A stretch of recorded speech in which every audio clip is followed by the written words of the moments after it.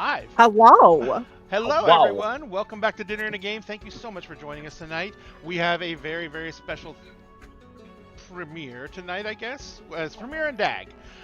We are going to be running a one-shot of a very special game, but I'm going to allow someone else to actually take the time to explain the game. And I am just going to take care of some quick housekeeping, and I'm going to turn it over to our GM for the night. First off, remember, at Dinner and a Game, we love you so much, and we will always create content, no matter what our conditions are. But we can tell you that anything you can do to help Dinner and a Game out is greatly appreciated. You can subscribe on Twitch. You can follow us and subscribe on YouTube, Facebook. You can give us stars when we're on. We love seeing those. You can do anything you like, but also remember we have merch. Dinner and a Game has its own merch line, which is got all the art done by the amazing Red Queen Hales. That merch is shirts, t-shirts, anything you can think of that we've been able to slap a funny picture on, we've done so. So if you want to pick up our merch, all the proceeds from our merch sales go directly to funding our streams and our streams events, like our events at Gen Con this year, and events that we have happening throughout the year, such as our, trying to go to more streams local to us here in Texas, not streams, conventions, and actually doing live events there. Also remember, the merch is going to start including our tabletop merch, which includes our 3D printed buildings and our 3D printed customizable dungeons. So keep a lookout for that. That's coming up soon. I'm actually finishing up the painting now, and we're going to be doing some photo shoots for it, and we'll get everything up and going for that. So be on the lookout for that. It's coming soon. Don't forget also, if you want to help us out in another way, and you want an amazing product sourced by an amazing company, you can go to our and see our affiliate, Many Worlds Taverns. Actually, we're their affiliate. My apologies. Many Worlds Taverns is an incredible, ethically sourced coffee and tea company. They make amazing coffee and tea blends. Sphinx and I are massive fans. And my current favorite and still ruling favorite is the Spice Sands, which is their Masala chai. Masala chai, which is just saying masala tea. It's a masala tea. It's amazing. It's incredible, and it's got a rich scent and blend. But if you are a fan of something like Earl Grey, their Earl Grey is literally potent.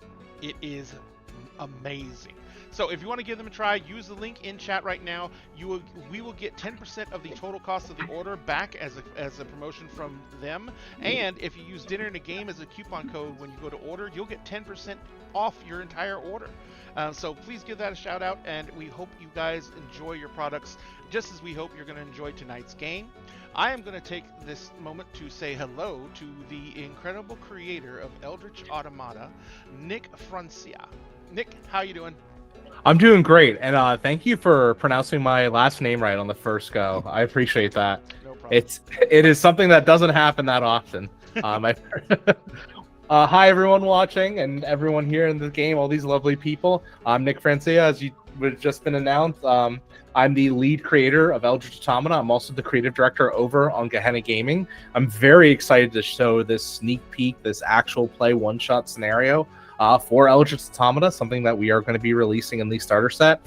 Now, kind of what is Eldritch Automata? I'll give you the short kind of pitch that I've been giving everyone at PAX. The game is about fighting gigantic eldritch abominations that want to eat you, that are being controlled and commanded by alien angelic entities from another world known as Seraphs that want to control you, while piloting giant towering war machine mechs called automata, which are slowly killing you.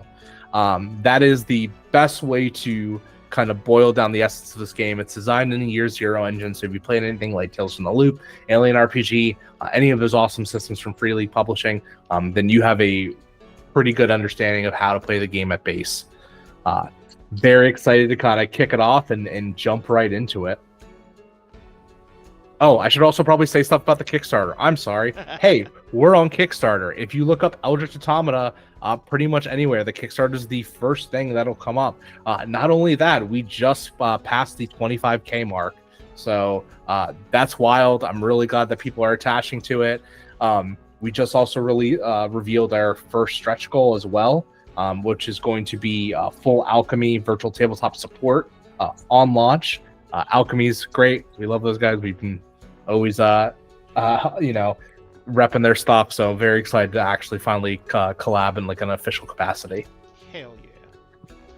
Excellent. Well, and we're going to go ahead and say goodnight to the people who are going to... Oh, good night. Bye! That's it. We're done. We're going to say good evening to the players who are going to be engaging in this chaos romp.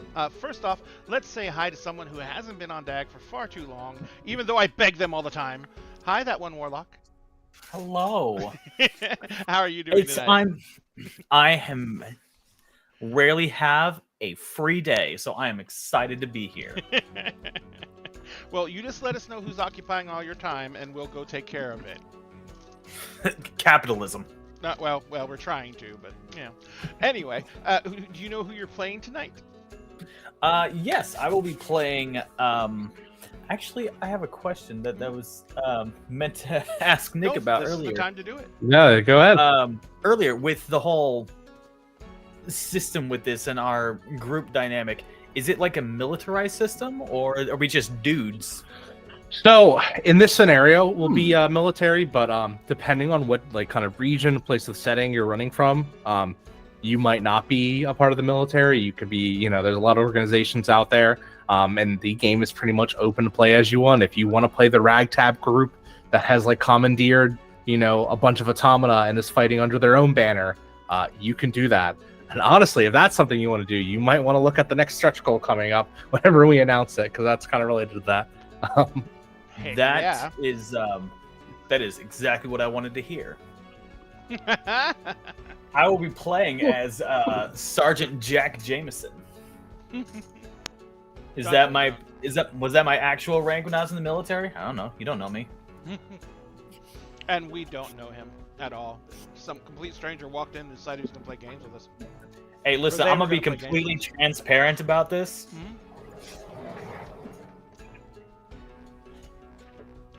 So you're transparent? That's my favorite joke. Oh my god, I just kind of got that. The dad joke my favorite joke to make of all time. The dad joke force is strong here, so be warned. Going around the bend, let's say hi to the incredible and amazing Sphinx Akasha, aka Circle GM. Hello there. I am Circle DM, your champion of bards. You can find me on TikTok as Circle DM, everywhere else as Sphinx Akasha. I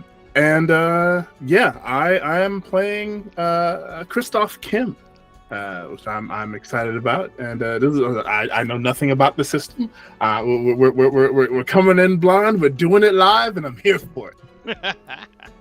We've done that so many times now; it's not even scary anymore. It's true. Yeah.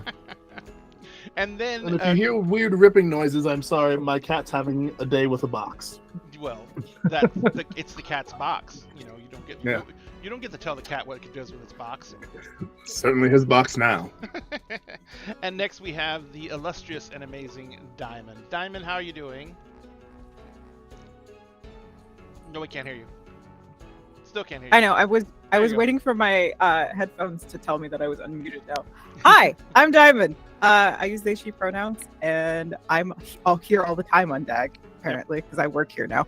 I will be playing Leslie Lee. I'm so fucking excited for this. If you know me offline at all, you know this is the fucking game I've been yelling at people about for the last month. Trust me, she literally tried to reach through the camera and choke me when I said I hadn't heard of it yet. So yes, this is a passion project for Diamond. The entire reason this happened is because of Diamond and Nick. So you guys, yo, shout out to Diamond. Let's get a round of applause. Yes. Oh no, round of applause for Diamond. Thank you. But yeah, I'm very excited. I love Gehenna Gaming as just a whole entity. You and Ian have done amazing things just in general. So as soon as I saw that there was going to be like an actual like creation coming out of Gehenna, and then I got to connect with you, Nick, I was over the moon and through the stars, and I threatened Ray's spine if he wouldn't let me do this. My body parts get threatened. There's literally a list of who. There is a list. We all call dibs. We all call dibs. I am going to die at Gen Con. the joke is that we're going to play IRL Operation. That's So great. if you want to claim a body part, now is your time. Stay away from the toes. The toes are mine. I call Most of dibs the on the organs liver. are- I need a new one. Yeah, most of the organs up where I think the liver and the spleen are up for grabs. If you would like. Tom, you might want to consider going for someone else. I'm diabetic and have fatty liver, so it's not going to be much left of it left. But you know what? I'll take the knees. Those are called. desperately need. Those are called. Those were literally the first things that were called. It's true. I jumped out of airplanes for 10 years. My knees are bad. I need new ones. Well, Tom, tell us about it. You can have the rest of his feet. The rest of my feet. Yeah. You can have the ankles. I'm just taking the toes. It's just taking Just the the toes. Well, how about we let Nick basically give our audience a little bit of a overview of what we're going to be doing We had to tonight. say hi to Tom next. Well, no, we said hi to Tom. I Oh, thought we start out with Tom. we started with Yeah, we Tom. started with Tom. We still have to say hi to yeah, Nick we did. properly We do to have make to say sure hi Nick to is excited and we haven't scared him away yet. I thought, don't trust me. You haven't seen my friends in our gaming group. It's it's a lot of this, but to like max to 11 because they're unsupervised. Unsupervised. Yeah, I like it. But you're Valid. supposed to be an adult. And you left me unsupervised. Go ahead, Nick. Oh man, I already kind of did like my intro already, but you can find me at NoblemanNick, also at Gehenna Gaming. But yeah, I'm the creative director of Gehenna Gaming, and we're going to be running a very special scenario today. Please donate to the Kickstarter. Follow me for a lot of hot takes. I love movies. I talk a lot about movies, so if you're into that, if you want to engage me, just don't install Avatar 2 in front of me. It will be a fight. I will start lamenting about the VFX industry. But that's about it.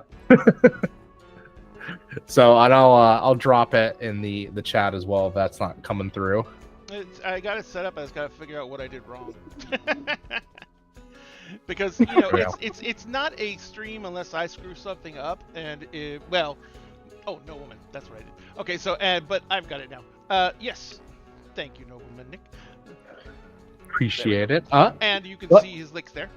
So what we're going to do now is, as I am just going to be a player tonight, and I am going to turn everything over to Nick, and he is going to take over, and he is going to run us through our first playthrough of Eldritch. How do you pronounce the second part? Because I know it's how I was pronouncing it. Automata. Automata. Forget it. You just say it. I've heard people say like Automata. automata, and I'm I like, said that's automata. fine. Everyone knows what Automata. you're saying. Yeah. Like automaton. but Yeah, with yeah. a time. Yeah, Yeah, but I can barely say it. that makes sense. Oh dear. Yes, well. I would say everyone that's ever played Nier, they kind of know how to say it already. So Yeah. There you go. All right. Are we all ready to get started and get this shindig going? Awesome. Well, welcome everyone to a very special premiere sneak preview of Eldritch Automata.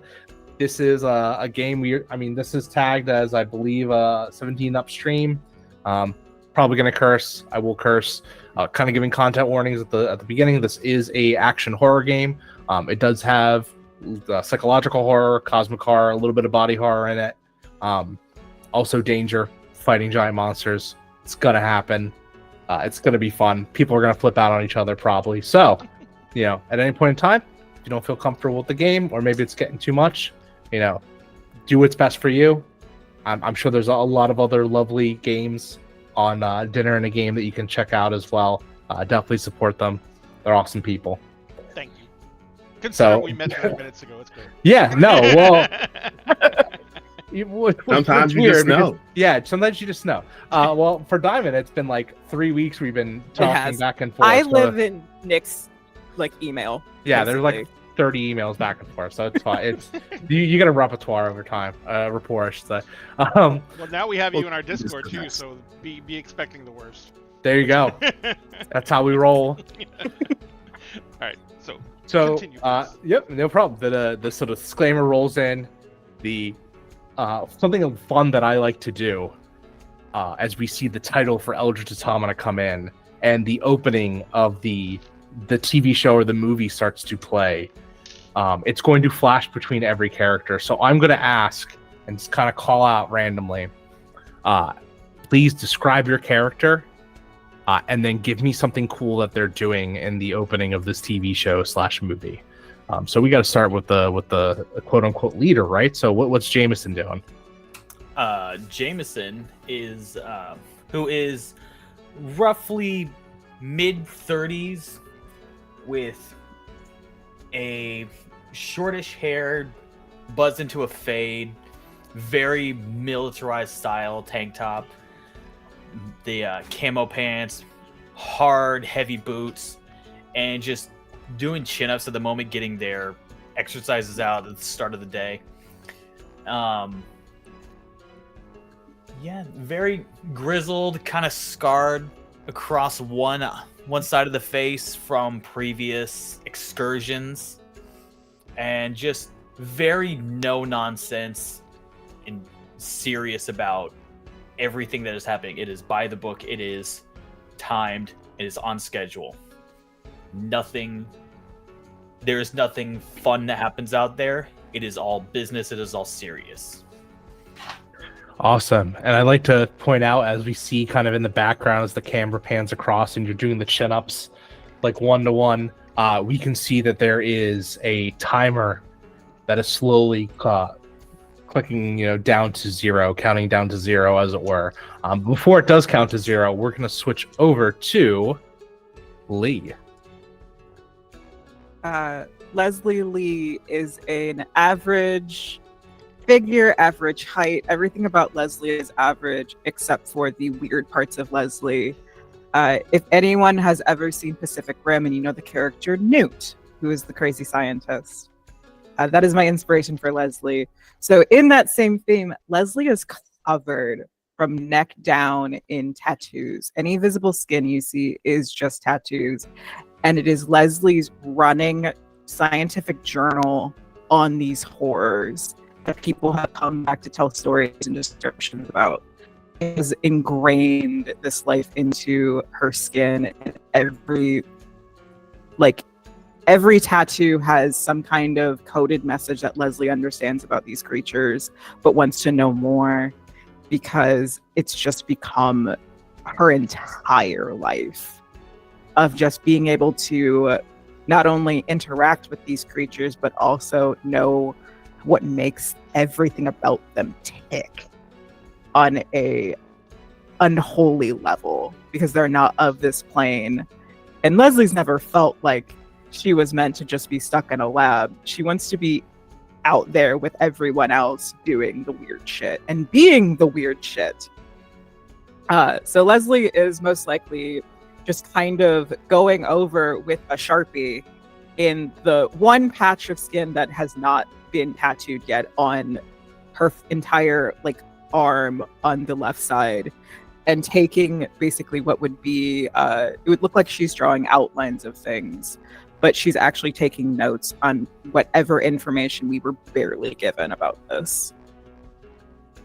Awesome. And I think as you're kind of dotting down notes and everything, we can see that there's maybe a laptop or a computer that's freestanding on the desk. And we can see that there's an email open, and we focus on the screen for a second, and we see the tagline talk about imminent solar flares. And then we're going to cut over to Kim. Okay, real quick question before I get into that. How far flung in the future is this set?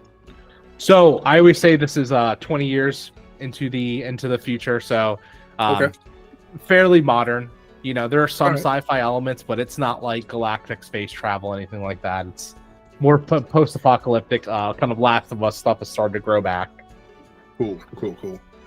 So Kim is about 6 feet tall, slender, kind of a swimmer's build, and is wearing right now a mechanic's jumpsuit. Has dreads that are fairly shortish, tied up into kind of going into Avatar: The Last Airbender, kind of the wolf's knot, because the rest of his head is shaved around the sides. He is also wearing goggles, as he is right now working on his mech. And chewing gum. He's got some jazz music kind of blasting on like a small player nearby. And one of the things you notice about him as he's like reaching to grab one of his like an arc welder or something is that his right hand has been replaced with a mechanical one. And so he's reaching down. He like notices something on the hand, grabs a screwdriver from a pocket and kind of like tightens something up in the wrist, grabs the arc welder from the hand, kind of flexes a little bit, puts the arc welder back in, and kind of goes back, still chewing gum and working on his mech, like sparks flying. And I think it's like you said you have the radio, it's playing music, the like old school maybe boombox. Yeah.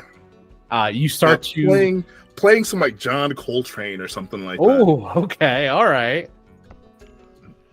So as you're kind of like sitting there repairing your arm, but also working on your automata, you can hear that the boombox starts to it gets staticky. It's fading, like something's messing with the signal as lights begin to flicker a bit. But you don't necessarily might not notice that. I'm just focused in. But as that happens and we hear the as the music comes in and out, we switch over to Rodriguez. So Rodriguez is the epitome of fresh-faced young recruit. He is actually on the basketball court. He is playing with like a bunch of other young recruits. He is wearing an old Chicago Bulls 21 jersey, and he is basically, you can see after just watching it for a couple of seconds, he is all about the team. He is pumping people up. He is constantly feeding people who have the better shot. He is constantly running back as they're taking the ball back down court and shouting for other people and cheering them on.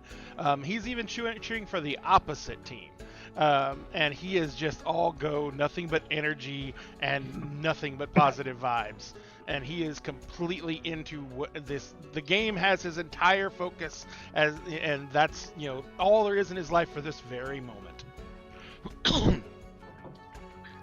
Awesome. Now I gotta ask: is this an indoor court or an outdoor? It's indoor. It's actually in the hangar for the where the robots are kept. Perfect. You're playing under the large, like kind of floodlights that are kind of illuminating the kind of dark hangar. And as you go and like you go and you kind of you break someone's ankles going around them with the with your dribbling, you see the floodlights just cut out. As we kind of cut ceremoniously back, we see the radio go out completely. We see your computer go out completely, Leslie, and then finally we go back to Jameson, who we can see the timer has hit 0. And all power is just completely out in the base for a second, 1 second, and then a couple moments later, it all resumes and that kind of chaoticness starts up again. Is this a normal thing? Like it was expected, or? So, I'll say that it seems like Leslie knows, and I think you would know, Jameson. I'll leave it up to the other two, to Kim and Rodriguez, if they would know, if they would have been informed that there was a predicted solar flare that was going to cause interruption for a couple seconds.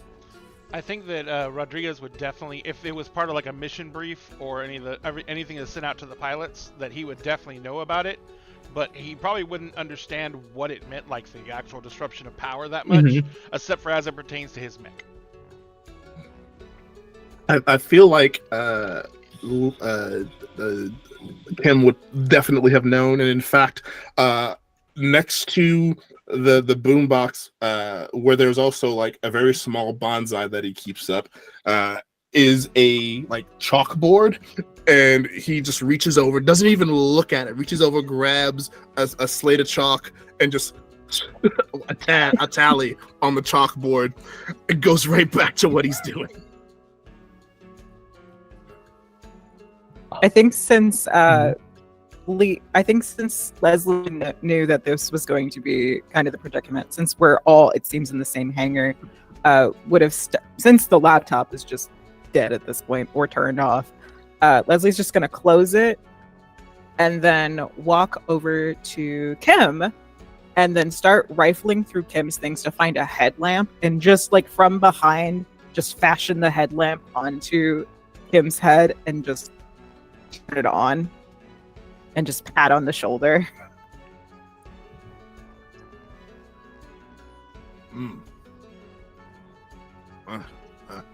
What's happening?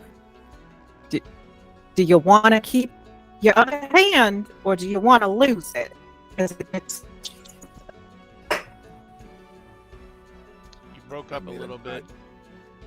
Oh, do you want to keep your other hand or do you want to lose it because it got squashed in something in the dark? Oh, right. Thanks. Good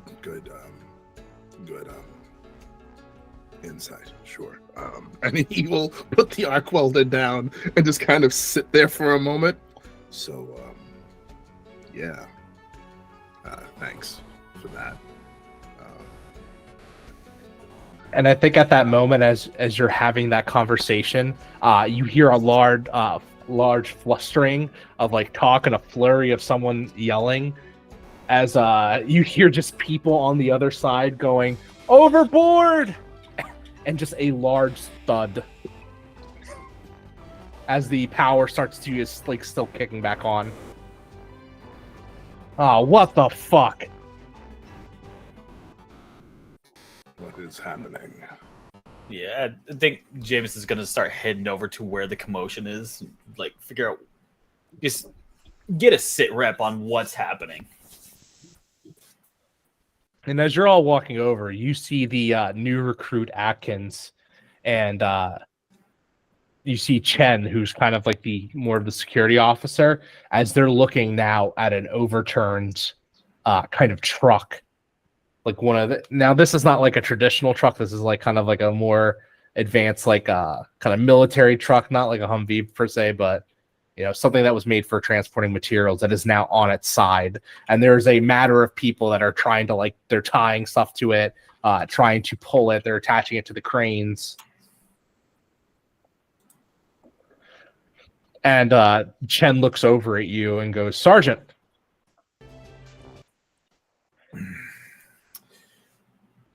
So who knocked the goddamn truck over? And Atkins is sitting there going like, "It wasn't me. I swear. It just something happened, something moved, and it just got tossed overboard. I don't know what happened." And Chen is like, "We were literally down for 60 seconds and half our shit is messed up. It's not, it's like these people never, you know, have lived without lights out before. You just had to sit there and you just had to wait." And like Chen is like berating Atkins, who's kind of like shrinking with every other line. At this point, Rodriguez has come run over to see what's going on, and he's like, "Don't worry, man. We got it. We'll get it taken care of, Sergeant. Don't worry about it." And he starts gathering a group of people. He's like, "Come on, guys, get over here. Let's get this fixed up." And we have no winch. We have nothing to get this fucker topside upright. Rodriguez turns to him, like looks over his shoulder. He does like the whole arm flex and kisses his bicep. He's like, "Who needs a winch, Sarge? You got men here." And he goes over and he's like, "Get it, boys!" And he starts to skid over. And it's gonna be fruitless, but they're gonna try and roll it over. James is just gonna stand back, cross his arms, just. So there is like considerable amount of people that are attempting to like, they're like trying to like get stuff attached to it so they can attach it to like the winch and the crane and whatnot. So it takes a bit, and a lot of people, very comically, as they're trying to pull and push this truck upright, but it eventually does happen. As you can see on the top side, the one that's like was rolled over, kind of facing up. Now that's all back on its side. There is a large kind of dent in the side of the vehicle. Mm-hmm.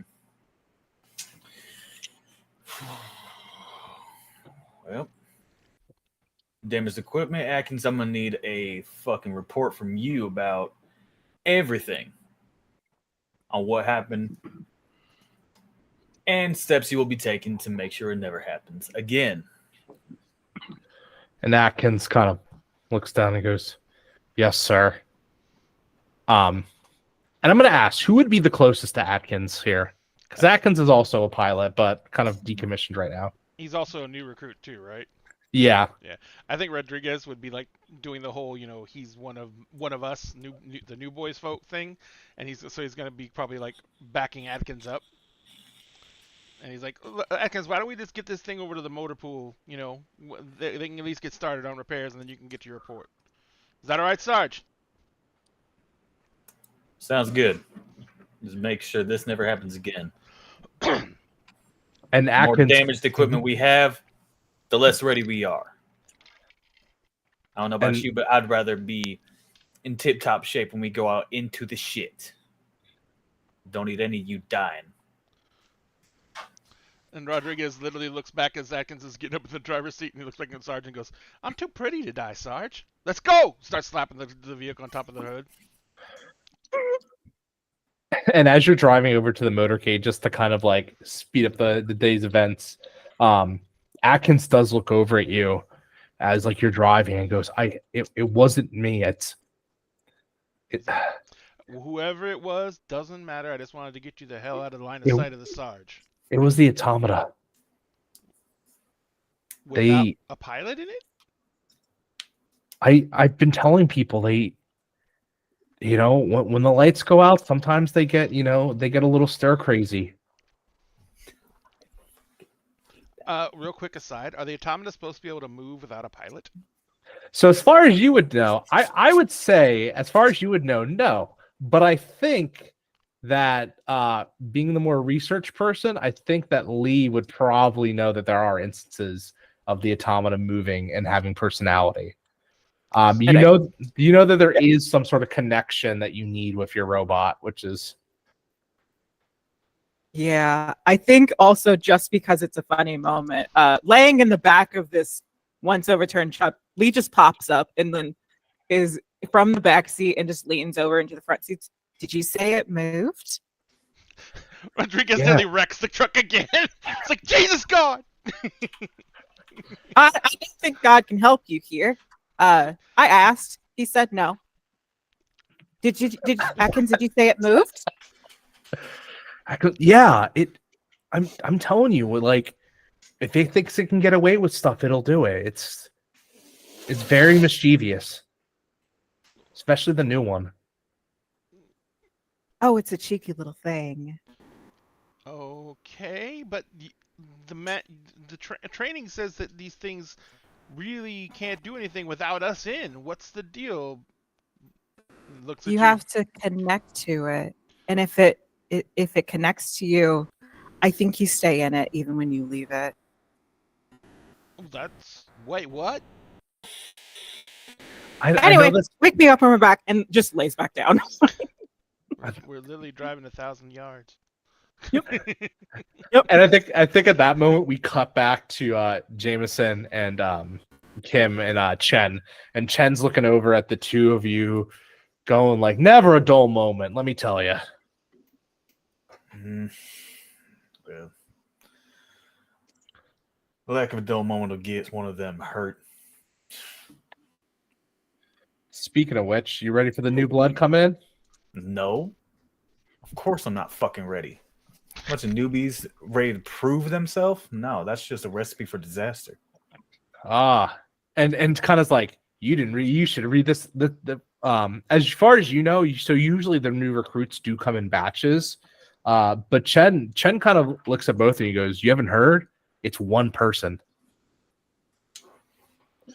One eyebrow raise from Kim. That news makes him take the goggles off and put them on his head.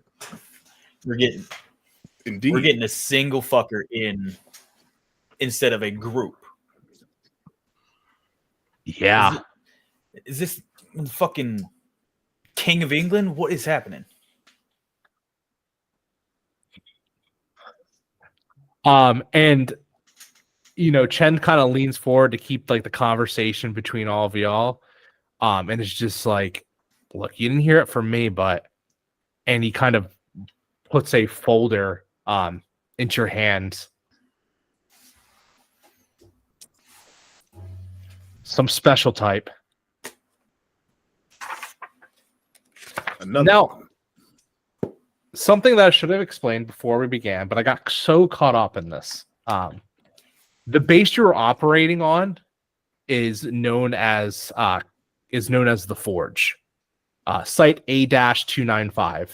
It is a neutral zone between the UGT, which stands for the United Government of American Tribes, and the Kingdom of Reformation, which is what the UK British Isles became after Advent Day and the apocalypse all came down, the arrivals of the horrors. So kind of like a joint operation. So you operate within this kind of neutral zone that is kind of on this more expansive island. And this is where they forge and create the automata, at least for the two partnerships, the two allies. So getting someone sent here that's not just the new recruit, especially when your mission is just defense, is very interesting to you. The name on the dossier the two of you can see is pilot name Kylie Summers, call sign Ember.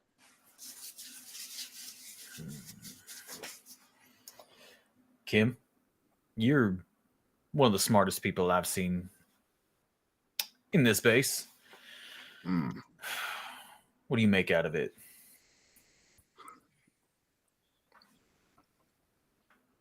If I had to guess, Brass knows something we don't. Mm-hmm. Exactly. And that's not sitting pretty with me. It is worrisome. Mm-hmm. Secrets are what puts us in danger. Indeed. Once their automata gets in, can you do a thorough glance over, make sure there's nothing fishy, nothing that's going to put anybody on this base in danger? I can do that. Bad feeling about this. Well, we don't need that. I can definitely do that. Much appreciated. And Christoph, you can notice that there's a list of piloting scores because everyone is tested, and you can see that this pilot, this Kylie Summers, their scores are in like one of the top percentiles. Like this is not someone like that should be. Should be someone on like the frontier, constantly in battle. This is not someone that you ship off to play guard duty, especially on an island with 4 other pilots.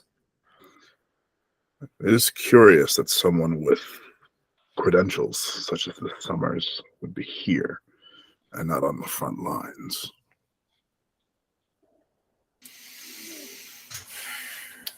Starting to sound like the Brass don't think we can do our fucking job. Either that, or maybe, and I could be very wrong here, this Summers did something to warrant being sent here. Which doesn't sit well with me either. And there's rarely a time when you're ever wrong, so... Well, Chen kind of like leans in, and he's at this point he's lit a cigarette. And he's taking a deep drag out of it as like he talks, like the smoke slowly coming out. You better start solving your theories right away because that's them coming in.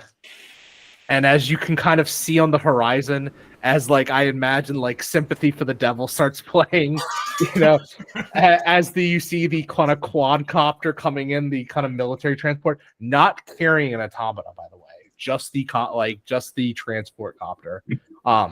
There is something approaching the base. Yeah, Jameson's gonna start walking towards the landing site and pulling out a fresh stogie and lighting it as I walk. And Chen kind of looks at you, Kim, as like Jameson walks off, and he goes, "You want one?" You know I hate those. And grabs like a bag of cashews. And then like kind of does the gesture to like offer some cashews. Chen will take one. Like kind of does the gesture to like for you anyway. Why don't you should give this this new pilot a hell of a handshake, and kind of ribs you as he walks ahead. It takes him a couple seconds to like, funny. To grabs like a handful of the nuts, tosses them in his mouth, sets them down, and starts to like trail behind Kim, or trail behind Jameson, and he's starting to like unzip the top of the jumpsuit, and he's kind of like bringing it down to like tie around his waist, and he's just kind of wearing an undershirt, and at that point, like you can see that it's not just his arm, that his it hand goes up to the shoulder. It was the whole arm up to the shoulder. It's like, this should be interesting, and like just arms folded, just walking behind. Now, Jason. I have to ask before we switch the camera view. Is it like a Winter Soldier type like arm, or is it like the very thin, like obviously like robotic kind of skeleton like prosthetic? Is it Full Metal Alchemist, like, or it's more Full Metal Alchemist? Okay, is it Terminator 2? It's chunky. That's the thing. Is it like it's got like oh yeah. Does and it you can got tell rust that on it? like no, he keeps it immaculate. Like he built this himself. That like, this is his baby, is this arm. So he's just like, all right. And as the camera cuts, we kind of cut to Rodriguez and Lee and and Atkins, and they're kind of putting the truck into the shop, and it's the crew is starting to work on them, and Atkins looks over and kind of looks at Lee and just points to like the copter that's starting to come in. That must be why. Are we getting? And everyone on base would know this. Lee doesn't speak normally. Lee's voice switches in the moment of conversation to conversation, even mid-sentence sometimes, like the accent will switch. And it's just one of those extra weird things that's a little unsettling about Lee, is you never know what she's going to sound like. And she just looks at the copter and has this kind of like wanderlust moment of like, are we getting somebody new? That must be what they've been making the new automata for. You're telling me that they're getting their own automata made for them and they're just brand new coming here? Oh, they must be very special. And Atkin kind of looks and is like, well, we all have our own, right? I mean, I don't, but one day. Rodriguez starts slapping him on the shoulders, like, "Hey, man, what'd I tell you about that? You good thoughts. You're gonna get it. Yeah, no, I know. I think Lee is just gonna take Atkins by the shoulders and just pat on the sides, and just give a little shake and just say, "I believe in you. You're gonna do great. You can do this." Sarge is just an asshole. No, Sarge is a good guy.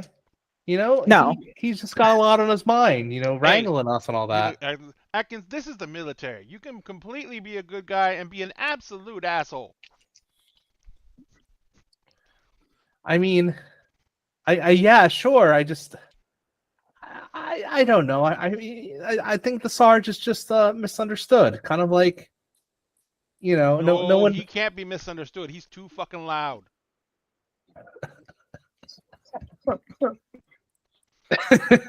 I mean, I've been I across love the every bit hangar. of this. So I've been across the hangar and knew when he was pissed off at me. Can we say, like, as you're saying that, Rodriguez, that we hear Jameson yelling, getting people to clear the runway? It's like, see? absolutely. I'll go handle this if y'all want to greet the new pilot. I mean, they're going to be in your squad more so than me, so. It's like, well, yeah, we should probably go be social and nice and stuff. I mean, want to make sure they know that they're one of us and everything. He says, I tell you what, you just make sure this gets to where it needs to go.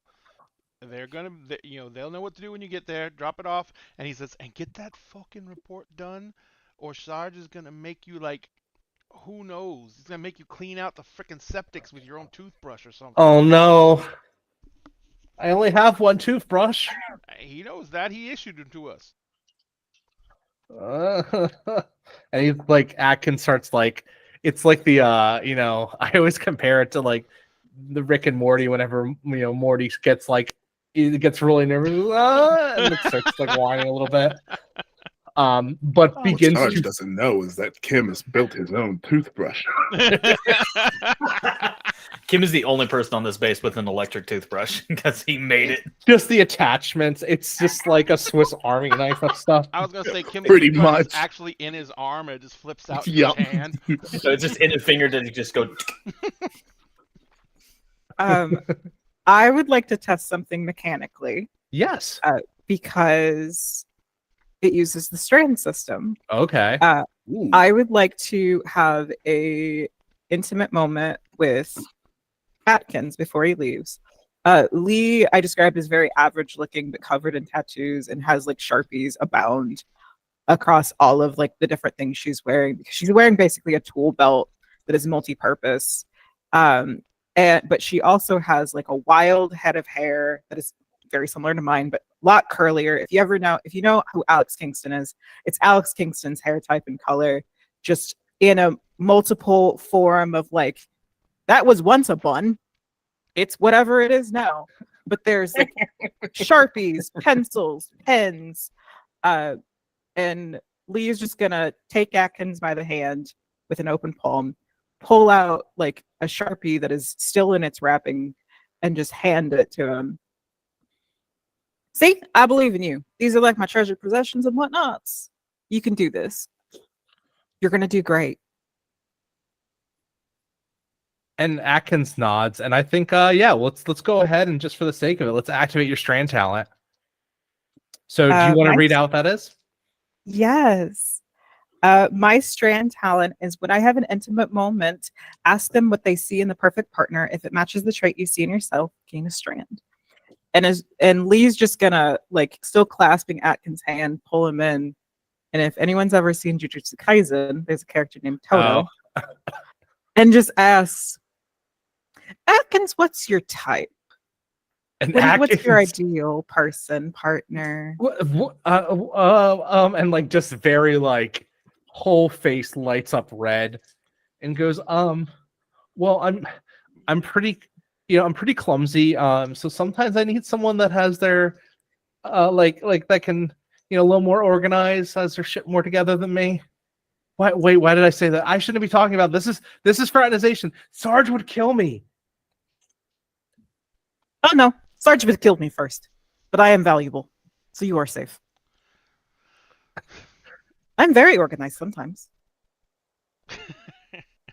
So if you see that quality in yourself, which it sounds like you do, you can go ahead and take a strand on Atkins. Mm-hmm. And Leah's going to lean in and whisper and just say, I have so much faith in you. I would love to use your back for research. And then walk away. And Rodriguez leans over and is like, I don't know exactly how to take that, man. It could be a compliment. She could also want to do surgery on you. Take it as it were.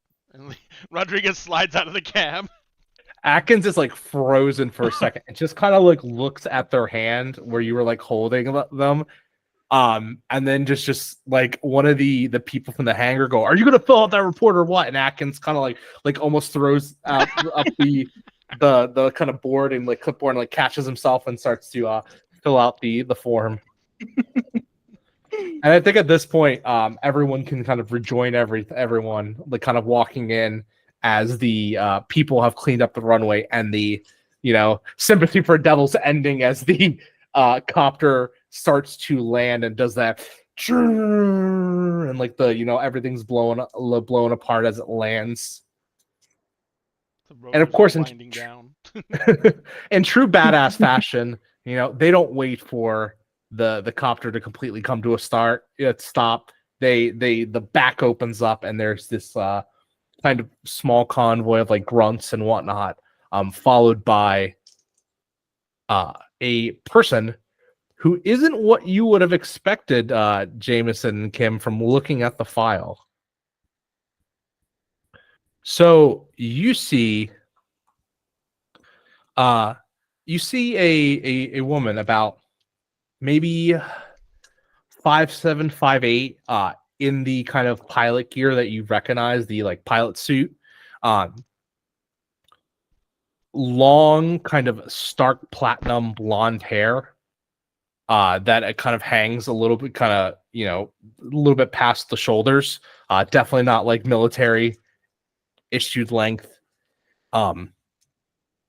What seems to be, you can see, because their hands are kind of exposed and a bit of their neck, they seem to have kind of like burn scars on their hands, on their left hand side, and kind of also going up the neck as well on the left hand side, and just a kind of like just cheery smile on their face as they're walking, and just maybe kind of like hindering a little bit on smugness.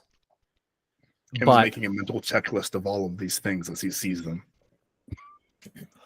And without even greeting like the kind of lead command on base, like the people that you would normally say hi to, she walks directly up to you four. Greetings. Corporal Summers reporting for duty. Corporal. Gunnery Sergeant Jack T. Jameson. I hear you are our new recruit. I wouldn't exactly call myself a recruit, sir. If that pleases for me to explain more. More of a transfer, really.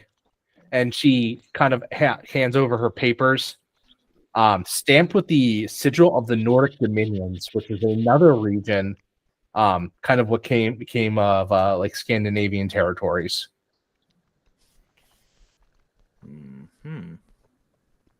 Interesting. Fascinating. Like Rodriguez is like getting more and more uncomfortable as the silence kind of trails on. He's like, so yeah, welcome to the squad, man. You do hope you're ready for some good times coming in. What do you like to do? We got all kinds of stuff here. We got basketball. I like basketball. You like basketball? You can play some basketball. He says we got movies, and he's like, I got a great mess. He's like, actually have good food. I've heard some of the bases out there are like not so great. He says, well, so I mean, we're a good tight group. We do regular patrols. He says it's pretty much, if you had to be anywhere, this is a good place to be. Kim is watching that exchange, kind of leans over to Lee, pulls the bag of cashews seemingly out of nowhere, and just reaches them over to Lee. Like out of the arm, and maybe just... He has a cashew dispenser he built into his arm. Yes. It never runs out. That's like the Swiss Army arm. Yes. Lee happily is just like, so Lee is wearing glasses that are very like Coke bottle glass thick, and they have magnifying glasses on the side of it.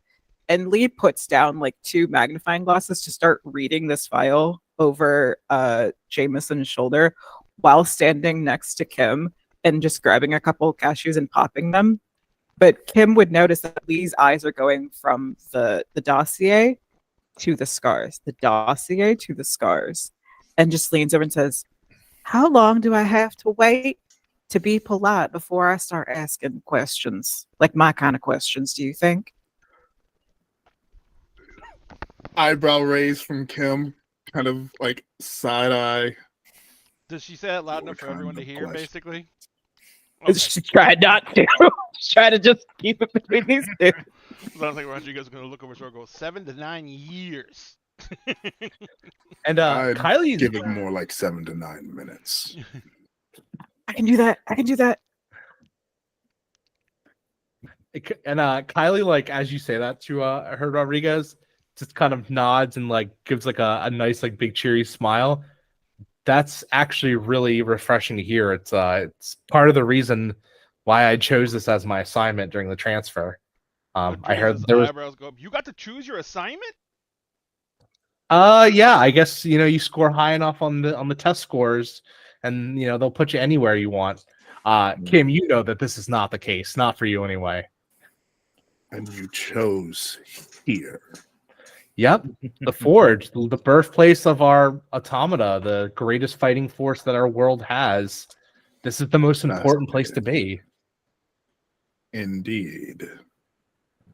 It's just like constant eyebrow raise. Looks over at the Sarge. Looks over at the eats a cashew.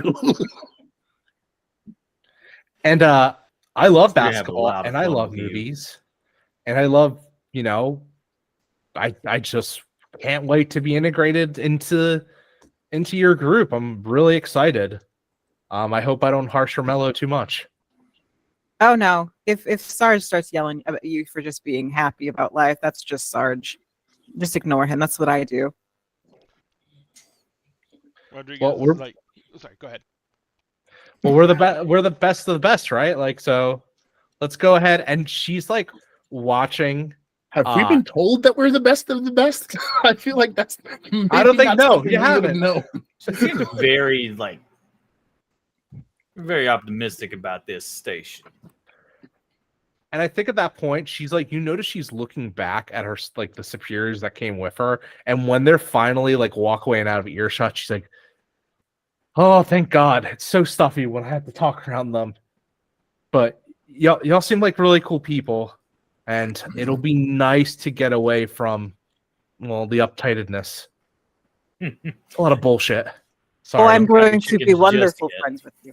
I'm going to be wonderful friends with you. I am Lee. You can also call me Leslie if you like. Leslie, Lee. It's either one. You can also point at me and say you with the tattoos. I think I have the most on base so far. Do you have space on your leg for research purposes? I guess depending on the research, sure. I mean, I'm usually up for anything. Lee takes off what is basically like a flight jacket and reveals that like the entirety of the right arm is covered in like basically a mixture of what could be considered to be like modern hieroglyphs combined with like physics equations, but also very artistic, muralistic depictions of horrors that are known to society, like stories that have gotten out. That's fucking rad. And like kind of looks at your tattoos and then notices Kim's metallic arm and kind of like immediately zones in on that. Oh my God, was this a custom job? I've never seen. Yes. Rodriguez just goes, it's got a cashew dispenser.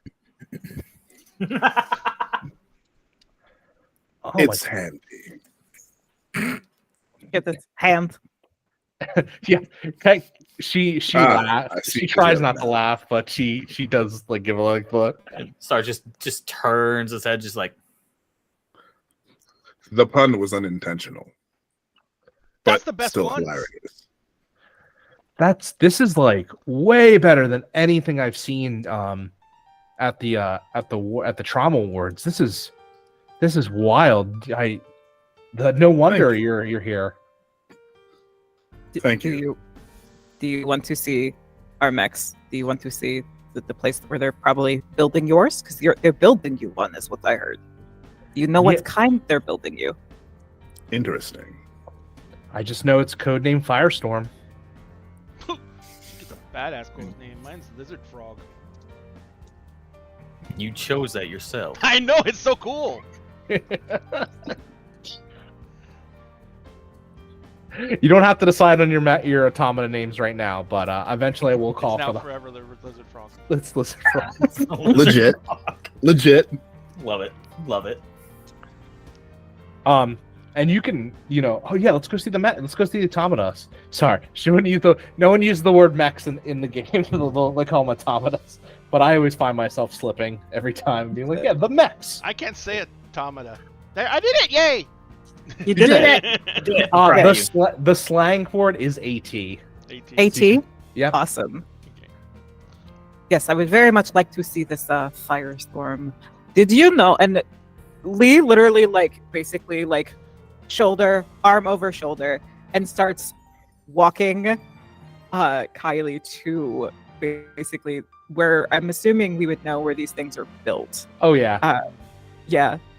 Did you know that if you bond with your AT, your mind stays in it? And starts conspiracy theory research talking. And it's all gibberish to a normal person. Oh, I've never actually... I've only piloted in the simulations, but I could definitely feel that. Even in the test stuff, you almost start to lose yourself a little bit in it. It's wild. Him hears that, leans over to the Sarge. Did you hear that? I did. Curiouser and curiouser. Indeed. This experience is going to be interesting.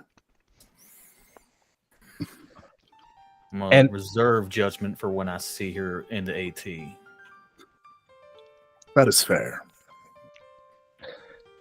So, describing what the kind of building factory part of the forge is, it's towards the center of the base, past the hangar, and you can see, you're getting close because the intensity of the heat is very overwhelming at first. It feels like a sauna as you step into here.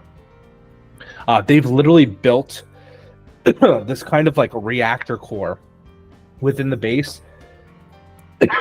Sorry about that. And the reactor core actually, because all the heat that it gives off, that's what actually causes this huge kind of bath of your molten lead, where these automata kind of live and harden over the years. They go through. Building an automata is almost like a multi-year process. So if they're building them in automata, they started this a while ago. Yeah. Yeah, and for you, you've seen automata being built and shipped out of the base all the time. That's generally what ends up happening. And then you have yourselves in reserve, or yours is the only ones in the hangar. Atkins, they started building his about 6 months ago when he finally kind of landed. So one of the things that you see is the kind of skeleton, the half kind of made one of Atkins. That is kind of ominously hanging over. That's it's partially constructed, so it's strung up, and it's just the arm and the torso and the head, but nothing else. If I may, for flavor's sake, I think Sarge has started making it a habit of just calling the skeleton, just giving it its own code name of the Lich. Nice.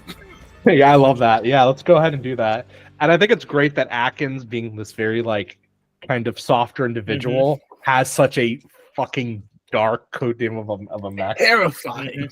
Yup. First time Rodriguez ever heard you call it the Lich, he's like, dude, you play D&D? We got a game on Thursdays. We need a cleric. It is quite fun. Never mind. There's one classic server of World of Warcraft that still runs. It has approximately 10 people still playing on it. The world became Warhammer 40K. Yeah. Yeah. It's classic Wrath, and it never gets updated. That's as far as they'll go. If you'd like a more detailed explanation, I can send you a dossier. A dossier on D&D. And you can as pull you're up one of the old ones from the CIA. I just imagine the size of that bitch. And it's very much ominously like looms over. So like if you're not ready for it, it does kind of scare you at first. It might surprise you. Exactly, like a lich. But you can see kind of chilling in the lead bath is this fully almost built automata that is just you've seen it there before, but you've never known this is what it is.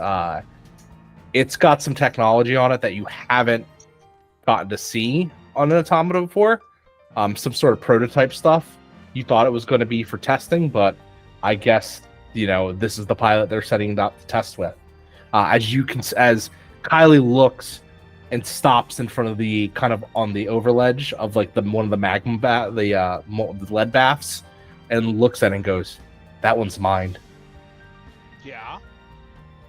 I know. That's very observant of you. I mean, it looks like you. I can feel it. Oh, I know it's mine. Good.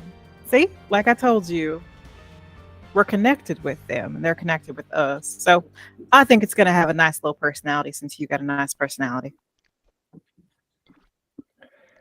And kind of as yours is fucking weird.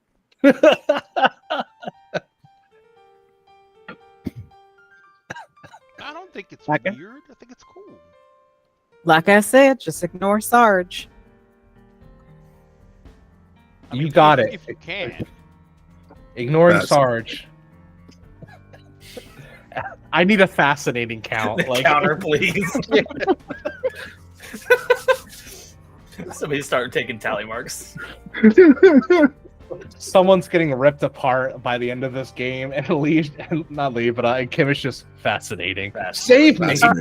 Taking notes. No, when we know we're really screwed is when Kevin goes running by going, "Ah! Whoa, we're fucking gonna die."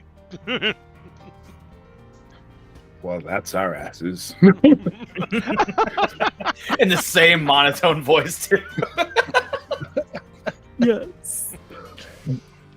And I think if anyone wants, you can give me. Let's do the first roll of the game.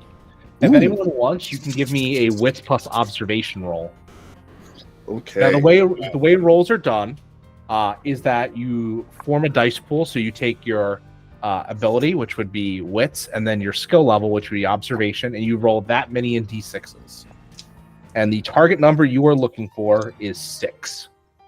So it's D6s. Yep. So I got 5 of them. Wits plus observation? Mm-hmm. All right. Well, I got 1 6. And generally, you only need 1 success to succeed, and the rest are just kind of like bonuses. Sick. I got none. Oh, buddy. what number equates Six. success? 6. Oh, Only a 6. 6. Nothing. Tim is in his own thoughts. Uno. 1 success. Yeah, twinsies. Hey Nick, All right, yeah. can you see if people like back the Kickstarter now? Does it give you notifications? I usually just refresh and let's see. But like, can you see their information, their names, and everything like that, or not? I can double check. Let me see. Looks like someone might have just canceled, but that's fine. We were at 103. Now we're at 59. So I can double check afterwards, though. Give me 1 second. Or if you need me to check now, I can definitely do that. We can do it later. I was checking. No worries. So Jameson and Lee, for a split second, you hear something. You can hear that there's like a splash in the lead bath, and when you look, you can swear that one of the arms is of the Firestorm Automata, the AT, is now a little more out of the lead bath. What is Kylie's that mirrored image of the AT and then Kylie? What is that the same arm that Kylie is burned on? Ooh, we'll say yeah. Great question. Yeah. I like that. That's cool. I think all everyone else sees is Lee just tilt her head to the side and smile. That's dangerous. Mm-hmm. Yeah. Sarge is just looking over at like the chains and the arms and being like, all right, what twitched and what fucking moved? What did you see, Lee? It's waking up. Looks at the automata, looks back at Lee. Indeed. Looks at the newbie. Says nothing. Just folds his arms. No, actually, no. Doesn't fold his arms. Eats a cashew. And just, I swear, none of you are fucking normal, and it pisses me off. Rodriguez is like, what the fuck is normal, Sarge? We're all fighting giant monsters in giant mech suits. With If all you talk due to a respect, goldfish Jameson. tomorrow, I'd not be shocked. With all due respect, Jameson, what does that say about you exactly? I'm gonna forget you asked that. I forget you asked that. Fair enough. Cashew. Cashew. Bombastic cashew. Bombastic cashew. Ultimate cashew. I just Unlimited cashew. this is going Unlimited. if he dies, we're going to Kim's funeral and be like, and he really liked cashews. You're like, huh? You're like, this casket's surprisingly very, very light, and you open it, it's just cashews. Just cashews. Son of He a was gun, pull the cashews the fast, whole time. pull the fast The one on whole us. Yes. A receipt to the Bahamas. Him on a plane just. Yeah, like constant, like Interesting. Fascinating. fascinating. Fascinating. No, he would then just be like, good life.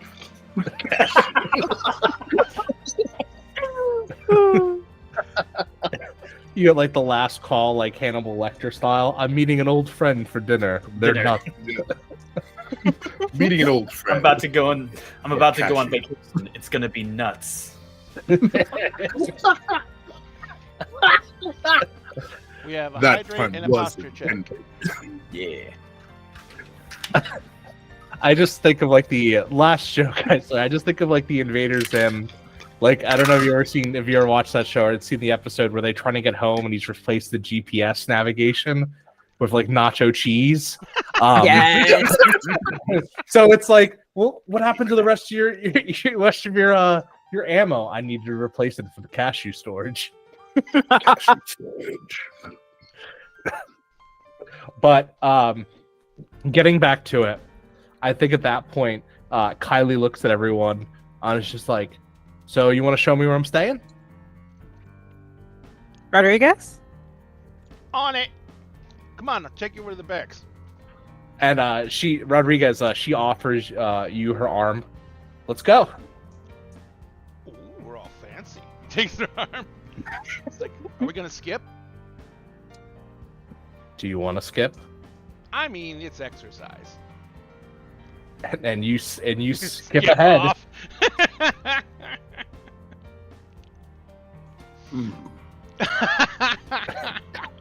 Fascinating. You guys Because I couldn't resist. Yes. I think Lee just looks over to Kim and then once again saddles up and leans against basically just leaning really against herself in this moment, and then points to the arm that had twitched. That is the arm our new recruit is burned on. Really? Really? Well, that shall be interesting to see where that leads. You say that We are all connected to our ATs. And now the flight jacket's back on, but Lee just kind of grips the sides of it and opens it a little bit more. And the tank top, you can see that she's wearing underneath it, there's a chest piece that goes all the way up the neck. And it's of her AT. Of course, we're all connected to them. They are us.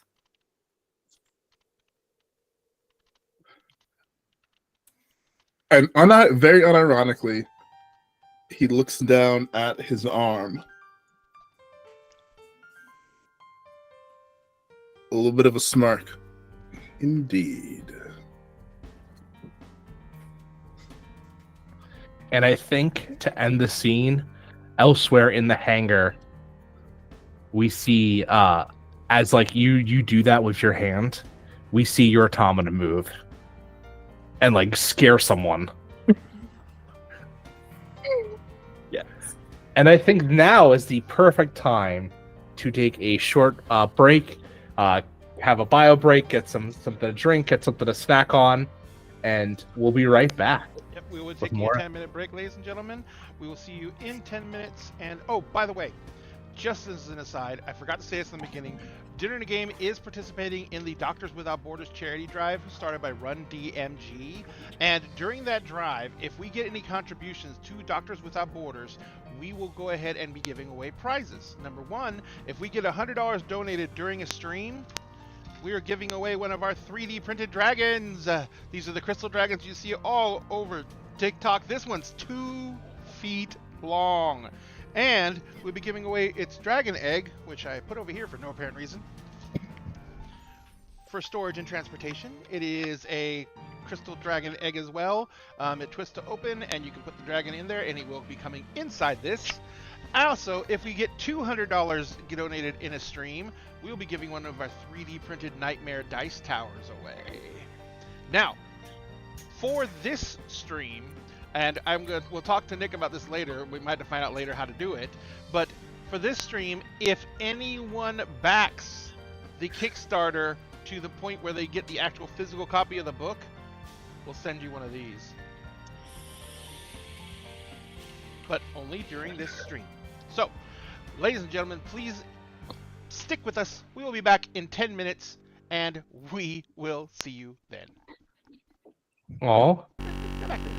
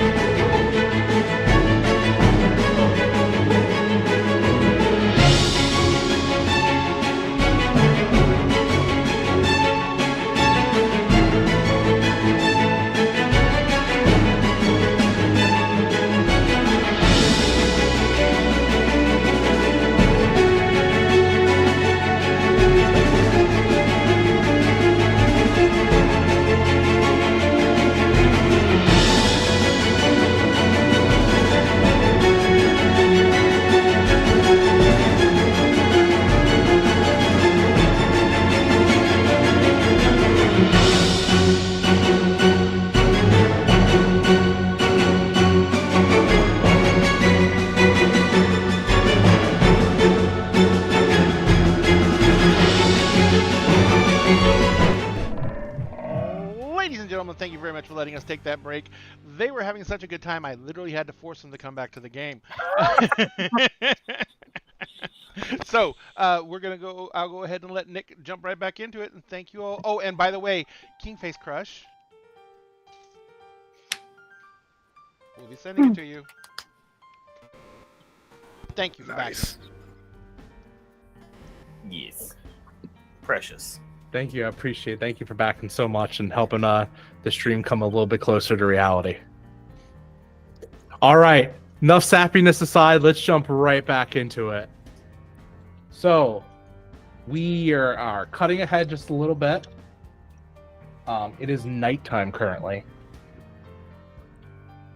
As everyone is kind of like... So I imagine that y'all have a shared barracks. Is it something where you want your own individual rooms, or do you feel like shared barracks is okay?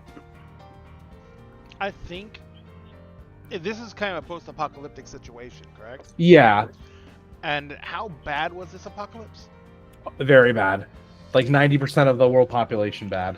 So I think that there's more than enough room in these buildings for all of us to have our own room. Oh yeah. Very likely. Oh, yeah. There's just not enough population Yep, left. absolutely. Absolutely. You think I do my chin-ups in front of you guys? No. I think you did it once, and Lee made fun of you the entire time. Exactly. and Never and happened Rodriguez again. kept on correcting your form. And I think it's like the night's going on. Who would be up at 1 a.m?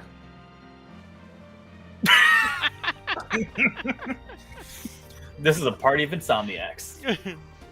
Literally. Rodriguez still has a working switch, so That's a classic by now. It's Well, vintage. we'll start Yes, very much almost like we began with. Jameson, you're looking at the ticking clock that is counting down that has started a couple minutes ago, signaling another solar flare. This one a lot more abrupt. You didn't receive the report about this.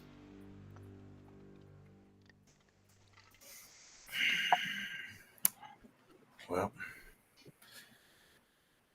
All right, we're gonna make fucking sure this time. I'm gonna start heading to my AT just to do my own checks and like upkeep on it. Okay. And I think as you're going towards your AT, I think Rodriguez, what are you doing? Are you actually playing your Switch? I was gonna say I'll make this funny as shit. Rodriguez is one of the few streamers left in the world. Oh So my Rodriguez is literally streaming a replay of Zelda. Which You- one? you- Which one? Oh no. He's gonna go not just old school Twitch. He's gonna old school. It's gonna be masks. Majora's Mask? Mm-hmm. Yeah. Fitting. And as you're playing the game, to your to your, we'll say like 20 viewers. Damn, not I'm a a lot. hit. Yeah, I would say not a lot of people. I feel like people play you even if they can't understand what you're playing. They just need the comfort in their life. Mhm. It's like a private signal. You're not even streaming to the internet. You're just streaming to the base. But as you're kind of coming in, you see in the kind of like in your OBS, you see a figure rise behind you. As someone leans over, what you doing? As it's Kylie. He no longer has a working Twitch switch. Rodriguez like screams and throws it. It's like, have you never heard of privacy or knocking or anything? And you can see that the pilot suit is gone. Kind of like the same deal with like how Kim had it tied around their waist. So she's got like the combat tank top on, and you can now see the kind of light burn scars at the left side of her body. Gotcha. Are they like kind of raw and new? Like, No, they definitely look like they've they've taken their toll and they've kind of sunken in over time. He goes and picks up his Switch and he says, "Ladies and gentlemen, I'm going to take a quick break." And he goes, he hits the Be Right Back screen on OBS and he turns around, looks at her, and is like, I'm playing some games, you know, hanging out with people online. What's up? Do you need something? I was just bored. Oh. Seems like everyone is still up, you know, doing their own thing. It's kind of like, you know, the end of the world type stuff. You get kind of paranoid that if you fall asleep, you might miss something, and that could be it. Yeah, that's true too. So, I was gonna go sneak away to my AT. You want to come with? I mean, that's against so many regs, and yeah. Awesome, and she slugs you playfully across the arm. I knew you were a cool one, Rodriguez. He's like, I am beyond cool, but that's a story for another day. Let's go see if we can get out of the barracks first, without getting caught. Sarge is always awake, and he's always angry. And you start to leave. Does anyone see? I'll leave it up to Kim and Lee if you see or hear Rodriguez and Kylie start leaving. Kim's not in his room. Where's Kim? Kim is at his workstation next to his mech, but he's not working on his mech. He's tinkering with something else. Is it your arm? No, he's tinkering with with kind of a prototype co-piloting AI system. Oh, okay. Okay, that's actually very relevant. Maybe not for the scenario, but very relevant in like the overall scheme of things. Yeah. Uh-huh. As what about you, Lee? Lee is also with her mech. She has what is going to be the closest thing to a cup of coffee, like a proper cup of coffee, in front of her. And there's a trash can in front of her mech. And she's having coffee talk with her mech. I was going to say she's either talking to it or she's reading it a bedtime story. Something weird. So I imagine this all just kind of converges at once. Jameson gets there and is like, all right, no one should be here, right? And then just sees him working next to their mech, and then Lee like out of bed, alpha curfew, and then hears a noise behind them as Rodriguez and Kylie are just walking up to the hangar.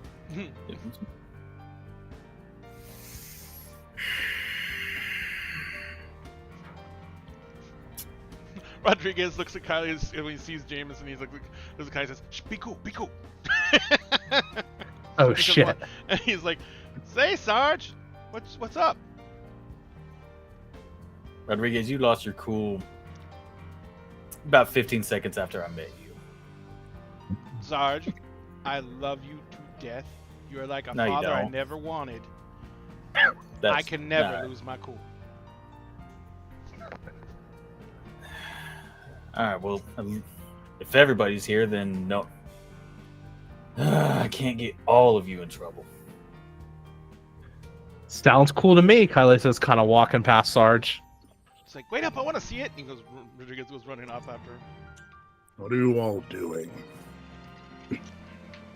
Nothing. We were never here because Sarge can't get us in trouble, so we can't exist. And he goes running off of Kylie. And then the timer hits, the countdown hits 0, and you can feel and see a bright flash in the sky, and all of a sudden, all the power goes out. Well, Rodriguez, looks like your stream is abruptly canceled. I already ended the stream. He's like, but that's not the point. He's like, where's the generators? Solar flare. No. They knock- Where's the generators? I'm assuming they knock everything out. Electromagnetic pulse, Rodriguez. I know, And- but the generators are shielded, and then they fire up after the pulse. He's like, because otherwise, all the lead smelters are going to go dead, and anything in there is going to be basically sealed in lead. And at this moment, you're waiting for like the 5 seconds to come back that like happened before, for the lights to come back on, and then 30. Then 10 seconds pass. Then 30 seconds pass. Then a whole minute passes. At about 30 seconds, Sarge starts to get a little antsy. Just everybody be on standby. This. Did Kylie stop moving, going towards their mech? Or are they still? Kylie is has stopped completely and is kind of looking around, like worried. You should go to your mech and see if you can get it out of the smelting pit before it gets stuck. Like, speaking of mechs and smelting pits, hey Sarge, go ahead and start my write-up for an unauthorized access, and I start running towards my mech.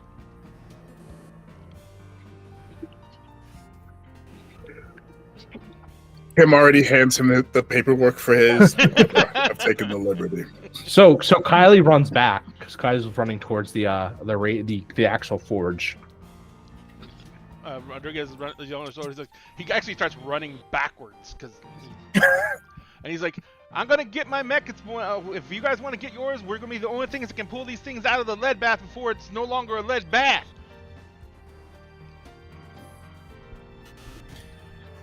And I think at this point, you hear something shuffling around, like metal being scraped. Do we all hear this, or just? Where's the Like something's being dragged, or?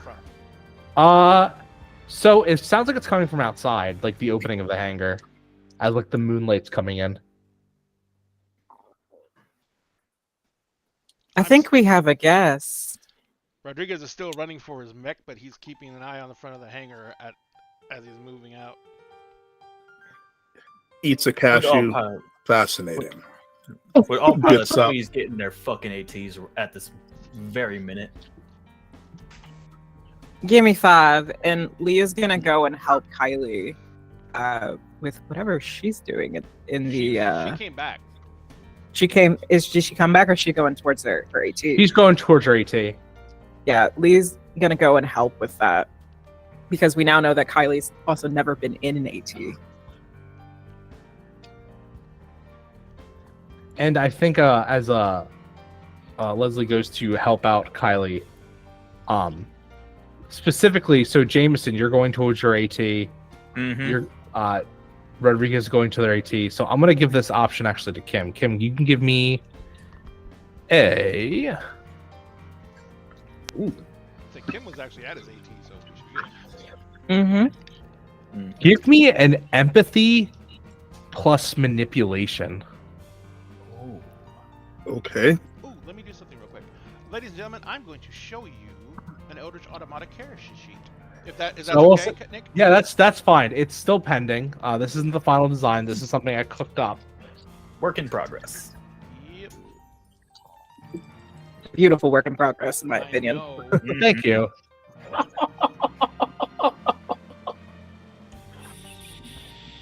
Your boy just rolled snake eyes. Oh no, buddy. Like you do. Uh, I have no Okay. points of manipulation. Do you want to push the roll? How do I do that? Yes, So yes. pushing, you re-roll all your failures to Okay. see if you get one more shot, and then you gain a stress. Okay. Yeah, I'll push the roll. Okay. This is my sweet bean, Rodriguez. Mm. And you guys can see that you have your attributes and skills. You have your attributes on this side. You have your strength, agility, wits, and empathy. And then you have your skills based off of each one of your stats. All right. So I got one success. Awesome. As you go to get into your AT, you hesitate for a moment. The the feeling that something is just not right. I don't like that. It's like a heavy pressure, a pressure that not a normal person wouldn't be able to distinguish, but someone like you who has seen combat, who has, piloted things, something is off about your AT. I look up at my AT. Kind of one eyebrow up. I'm gonna grab the little prototype AI module off of my table.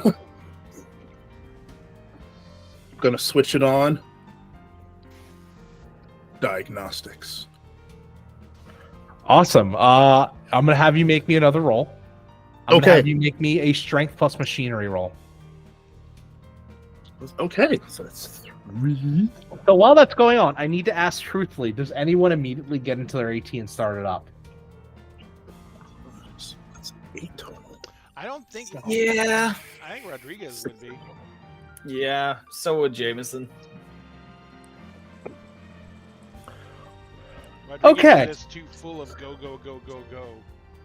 2 successes. Okay, this is going to happen all at once because I think this is very spicy. Oh, a cat. Wait, the baby. The baby. What a beautiful Baby cat. has arrived. She's so cute. With checkers. She's cross-eyed. She's such a Cuddles. little princess. Spice, spice, spice, spice, spice. So, Rodriguez, and we kind of get the cut side by side as Rodriguez and Jameson both start off their mechs or their automata, their ATs. And you do the whole like cycling. You sit inside the cockpit. Something that's actually, it's not known as actually called the cockpit. It's called an ego chamber. As you kind of are situated in, and you can feel like the kind of diagnostics running, all the computers starting to boot up, as you can see the kind of weird, almost like old school, like Enochian style, like sigil that always starts up every time you start this, the automata. As you can feel the tubes connecting and going into your suit, as you start to, do your sync up, as your ego starts to flow within the automata. And it always feels like someone's knocking at the back door of your mind, like constantly wanting, like a very persistent salesman that you're constantly talking to at the kind of threshold of your door, and you give them a little bit, and you give them a little bit, but no matter how much you give them, ultimately what they want to do is go inside. And as you do this and are starting up, I think at that moment we cut and we finish the diagnostics. And Kim, you see seraphic radiation detected.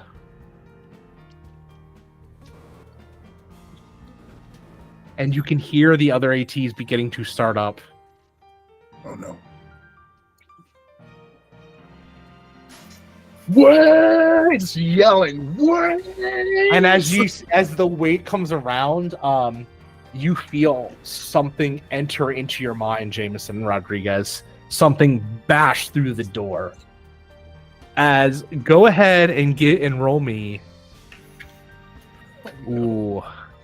Let's see. You're immediately both going to gain stress. Love that. Go ahead and roll me an empathy plus command, please. And is stress done in different, like, where's stress tracked? It's on the combat data. combat data. And So the way that stress works is it's an extra d6 that can succeed on a 6, but you have to let me know if you roll 1 on any of the die, on any of the stress die. So we kinda roll like Alien. our stress along with everything we roll. Yes, but just make sure your stress is separate so you can tell if they roll a 1 or not. Yeah, I've already designated my stress dice. Yep. Same. Excuse me, ma'am. Okay.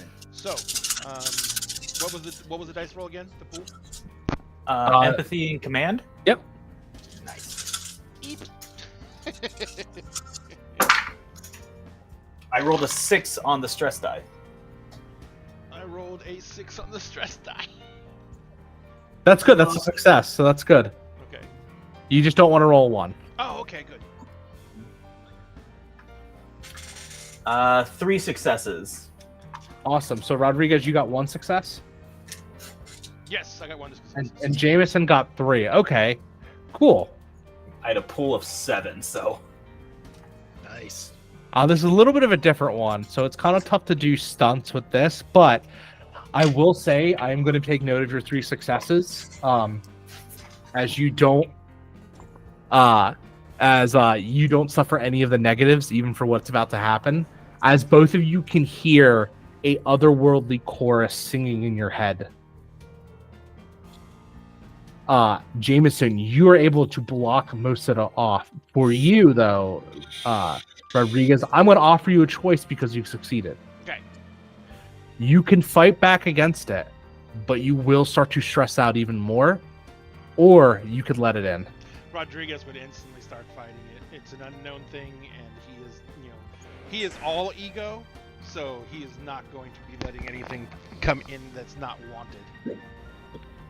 Sorry, drop the dice, of course, as part of the course. So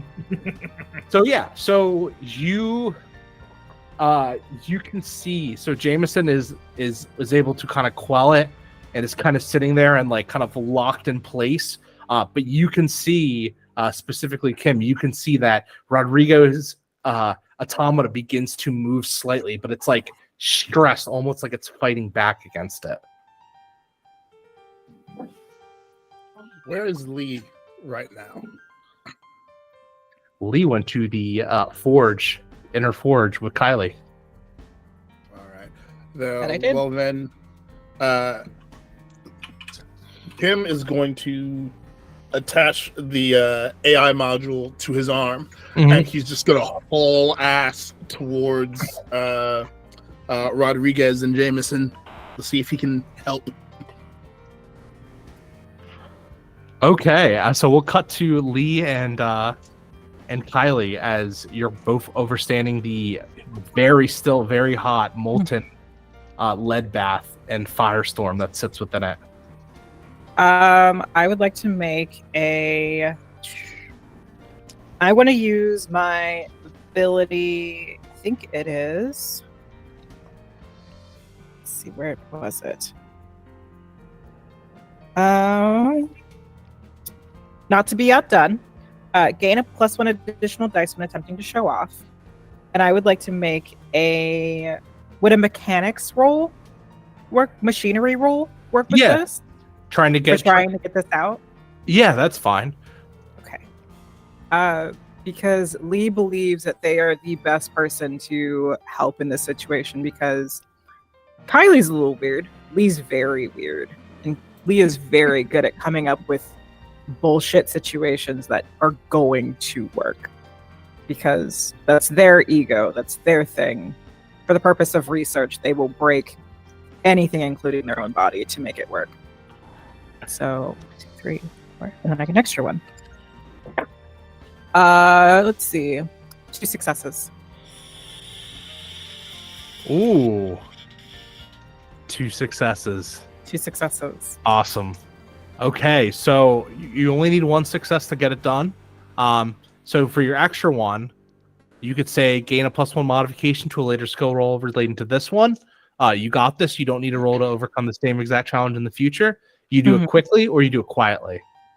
I want to do it quickly. Okay, so you clock it into overdrive and you're able to kind of using like the system, you're able to kind of like get it temporarily started by kind of like jury rigging a little bit. And you could see as the thing starts to, the chains are being pulled as the firestorm begins to rise out of the lead bath. Kylie, that's your baby. I think it's time to wake it up. Did they explain to you what happens in the ego chamber? They've given me enough notice. If someone comes and knock and don't answer it. And you can see the kind of back spinal portion splays open as it usually does in order to kind of have that entryway. And Lee... And Lee, you can... There's something really different about this one. The chamber is a lot bigger. There are 2 seats. 3. There are up to 4 seats in this. Why? That's not... I knew Firestorm was special, but I did not know it was this special. Are there supposed to be more pilots in the chamber together, maybe?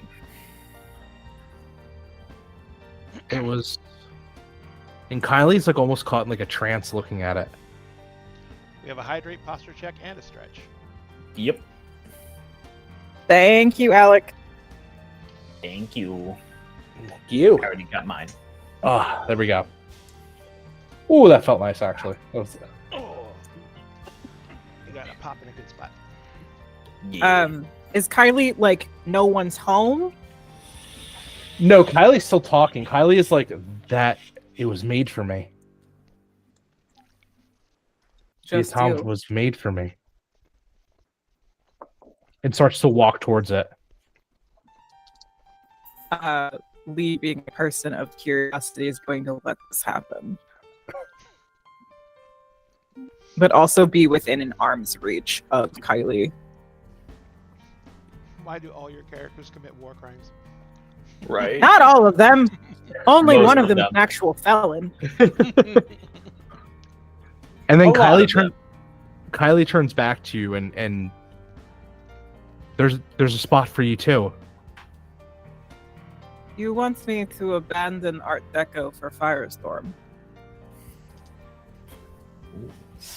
Say that name again. Art Art Deco. Deco. That's awesome. You don't need to abandon them. But it wants you as a rider as well. There's 4 chairs. It was made for all of us.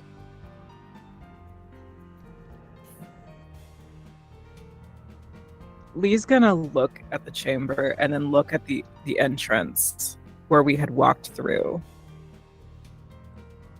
All of us. Why would they make a 4-seater? And only send us one new person. Alright, well, Sarge is not invited. Fair. So do you get into the automata? I think yes, because this is something brand new. This is a new avenue of research that has never been done before, to her knowledge. She knew that this mech was going to be different and special. She's been lingering in the doorway while people work, usually covered in some kind of like cling wrap to cover like the new tattoos she would give herself. Mm-hmm. Just waiting to see, because she left space on her thigh specifically for whatever information came back from this mech. And as you enter in, almost like, I don't want to say like magic, but kind of, the back begins to seal back, like it closes as you enter. And you can just feel the like it's not a silence, but there is like a thrum, a humming happen. And Kylie takes the seat in the first one in one of the seats. Mm-hmm. And I'll take whatever one is next to her. And you can see the ego interface in front of you as she puts her hand down and starts the launch sequence. And you can feel you can see as the tubes from the back of her chair plug into her suit. Specifically the one at the base of the neck. Mm-hmm.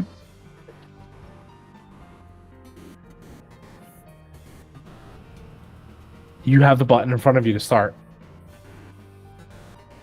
Just full sail. Fuck around and find out. Smashing that button. The tubes come out and then you feel connected. Mm-hmm. In that moment, it is almost like euphoria. The doorway is still there, but the door is a lot bigger, and you feel a lot more pressure at the back of your mind. Mm-hmm. But your mind is not just your own right now, as you could feel connected to Pilot Summers on many levels, like an emotional bond. I imagine this would be like what Pacific Rim describes as like when you drift with another pilot, You're drift compatible. Yeah. That's kind of what it feels like.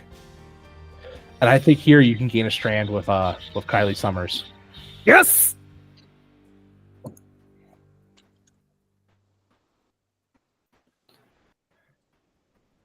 And at this moment, you can feel as Firestorm begins to move, and as like on its own, you're not even sure if you're piloting it or it's going on its own. It reaches a hand out and pulls itself out of the lead bath. That's sick. And it is huge, so it can't even stand upright here. So it crawls out like almost like a newborn, and begins to crawl towards the exit. And at this moment, we're gonna cut. Kim, what are you trying to do right now? I am running to wherever Jameson is, where Jameson's mech is, to try and warn them to not start the mech up. Well, and probably seeing that, like, would I have run past where Lee and Kim are to get there, or is it a different direction? That's a different direction because they're still in the hangar. Like, you were in the hangar area, so so you're running up to Jameson. You're getting onto you're like going up the stairs, rapidly ascending, trying to get to the point where the pilots would insert themselves into the ATs. Yeah. And there is just something is going haywire on this thing. You can see light is beginning to glow across it. I think this would be a great point to describe what your automata looks like. Oh yeah, Jameson. Love it. So, built kind of like a brick shithouse, like Sarge is. Tobende-san is kind of stocky, but well, I heard something. Okay, but is like very darkly painted with like spots where the light would be shining, kind of like very Gundam-esque, but a bit broader. And it's got these like bright yellow lights along it, and these spines that run down from the shoulder blades and the entirety of the spine, very much like Godzilla's, but pointed back and up. It there's an aspect of it that looks a little animalistic. Mm-hmm. That's all. Oh yeah, because you're piloting the Beast. I'm in the Beast. And what is the call sign for this automata?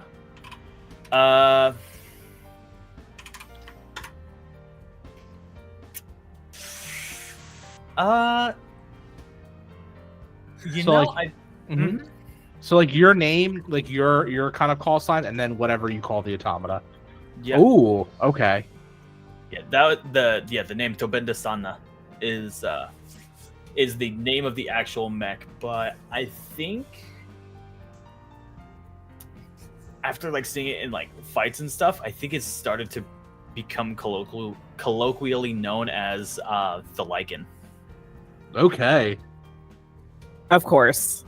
It was either going to be a werewolf or a dinosaur, or a werewolf dinosaur. We love Tom.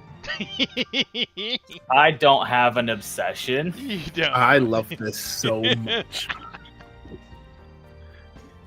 The Lycan levies its head towards you, Kim.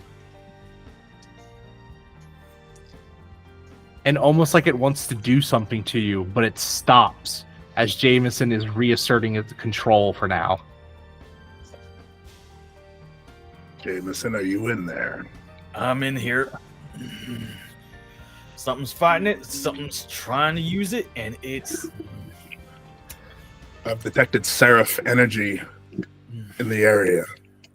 That might be what's happening here. Couldn't warn you fast enough, I'm afraid. It's all good. It's all good. I got under control for now. I got guys helping me out, and we're gonna make sure this goes without a hitch. And Sarge's just gonna look like towards the console and slowly gives the half-ass salute to a picture of his dad and his first crew that he lost in a previous long ago mission. And as we do that, I'm going to say you can give you can control it to a certain degree. So you can give it a command and it'll obey. Okay. I'm going to give it a command to assist in lifting the firestorm out of the lead bath. Okay. So real quick, we'll go to Rodriguez. Rodriguez, can you give me another command and empathy roll, please? Got it. He's a straining, folks. All right. Come on, bad boys. Yes, a 6. 1 6, and no ones on my stress dice. Awesome. You're trying to you're fighting it for control. And you can also give it a command now that you've reasserted yourself a little bit. It's taken more time than it has for Jameson, but you've been able to do it. So he's going to go ahead and order it to also go and help get the other automaton out of the lead bath. And as you do this, you both get the feeling that you get happy noises in your head. That's new for Sarge. Like happy heavenly chorus. Like full on like hallelujah playing in your head. Hallelujah. Oh, yeah. Hallelujah. And as it's pulling Firestorm out, Kim, and you can see Firestorm in full regalia, you can see that this automata stands taller than the other ones. Fascinating. It is decked out to the nines with heavy armor, seemingly a cannon on each hand. You think it's a cannon until you witness the almighty huge fuel tank on the back of it. What in And the head unit is adorned with a long cable-like extension that is bright red that almost resembles hair.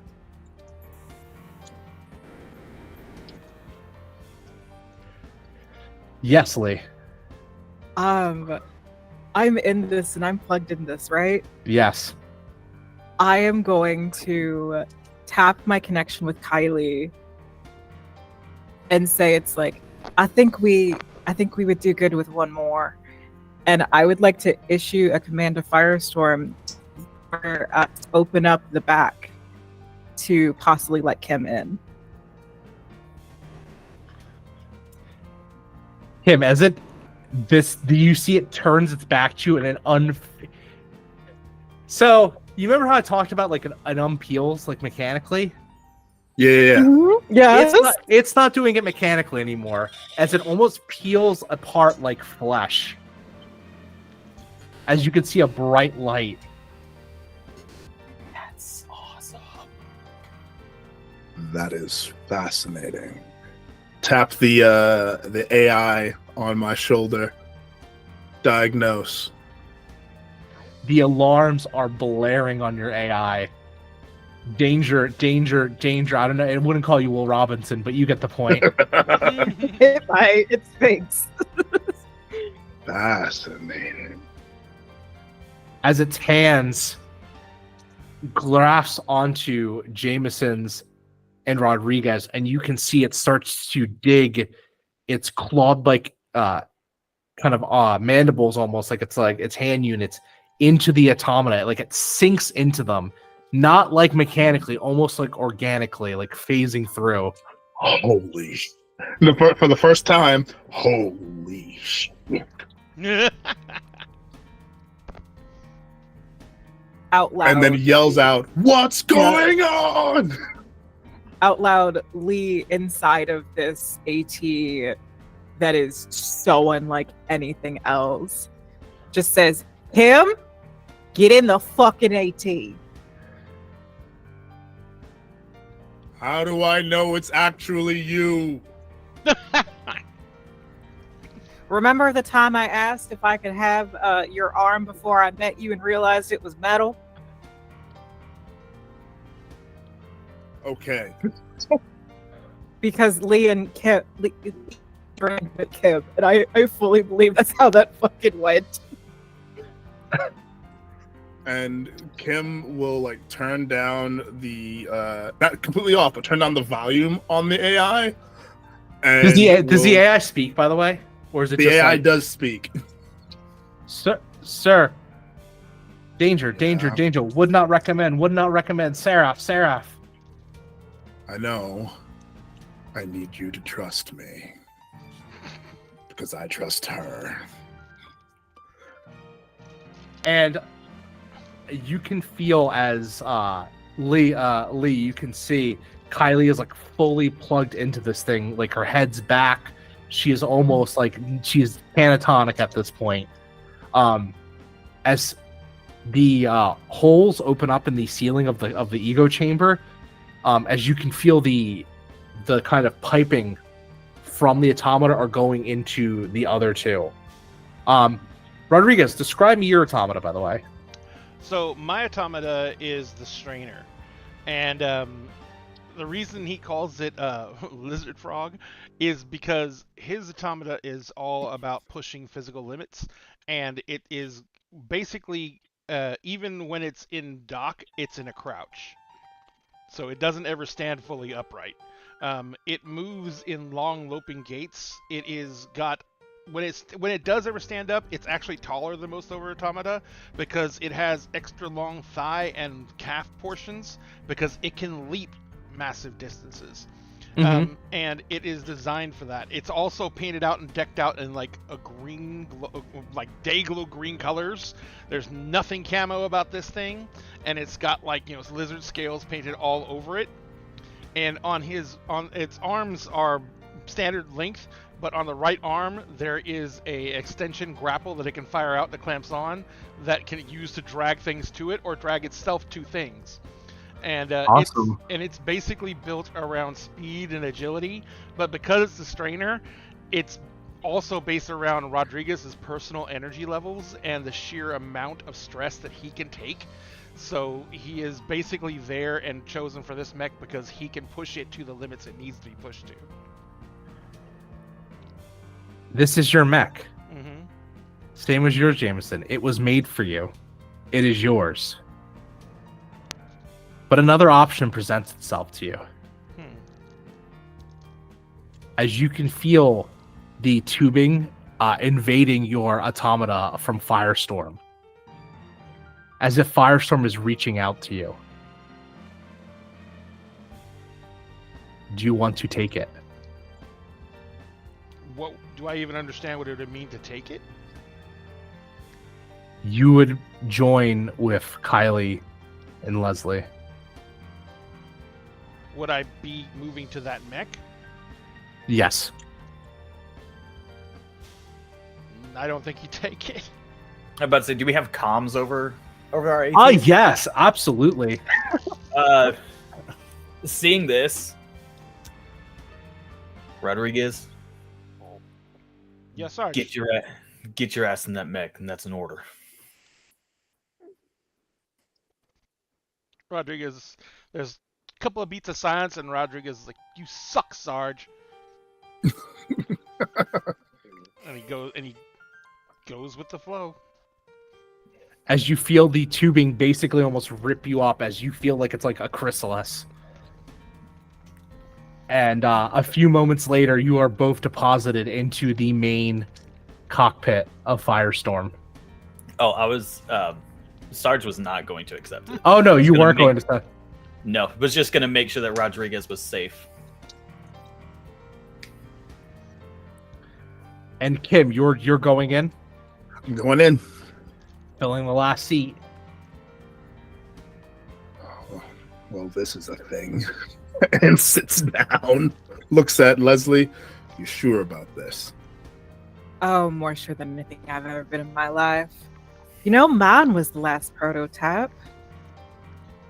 You know how well Art Deco fights. I think Firestorm is going to be fascinating. One of these days, I'm going to go with my gut and build farming machines. As Firestorm exits and erupts from the hangar, standing at full glory, you can see it turns and it looks, and Kylie is able to speak to the three of you that are linked up as you feel like that mental connection. Oh. This is what the architect gave us.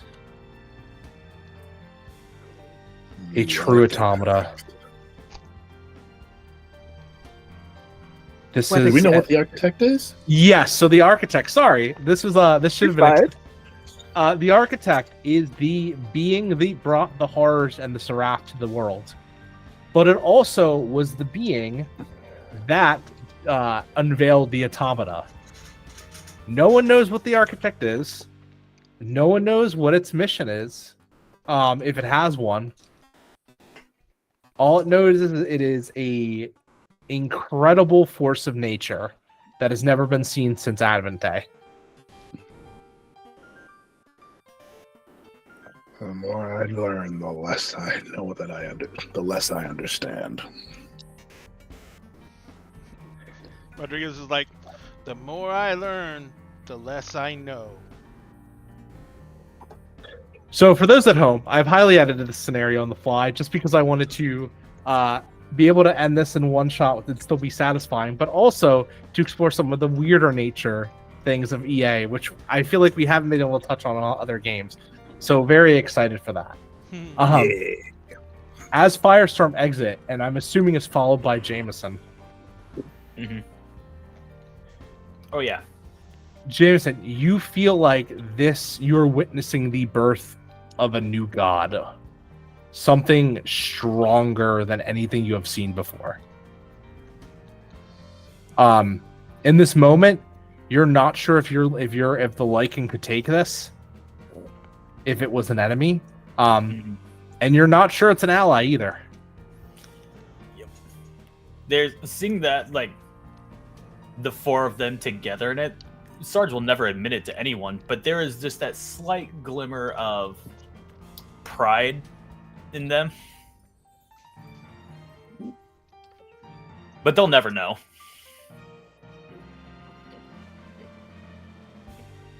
And as the birth of a new automata is made, the automata turns its sight the stars. And Lee, as the rest of the people within Firestorm, you find yourself in a sea of white, of blank space. Mm-hmm. What is your greatest desire, Lee? To learn what makes these horrors tick. I want to know everything I can about them, to study them, to research them, but I think part of her wants to become one in some unadulterated way, to understand it on a level that no human ever could. But she truly wants to know what makes these things what they are, what makes them tick. Kim. Yeah. What is your greatest desire? To build things that aren't war machines so that they could contribute in rebuilding the planet and making it green again. Rodriguez? Despite everything about Rodriguez, the one thing that Rodriguez wants and the one thing he looks for in his unit is family. Rodriguez has no one left. And his ultimate dream is to fight for a future where he can have a family that can live at peace.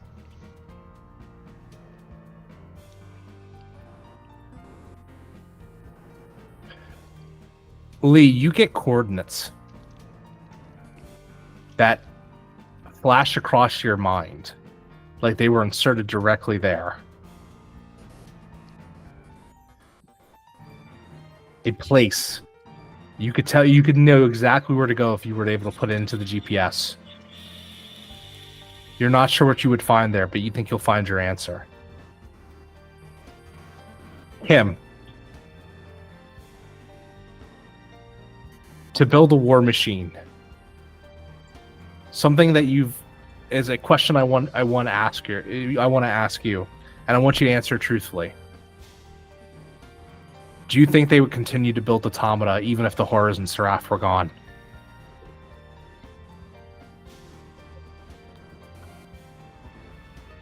Honestly, knowing what he knows about humanity, very likely they would.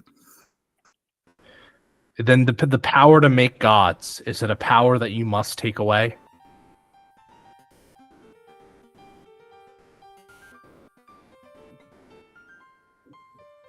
Man. If it means rebuilding the earth, if it means making it green again, if it means giving the world peace, maybe.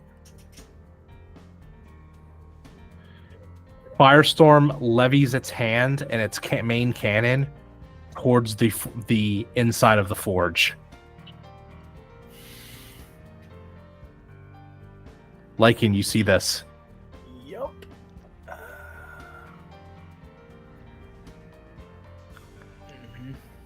Rodriguez. Is Leslie your family? Yeah.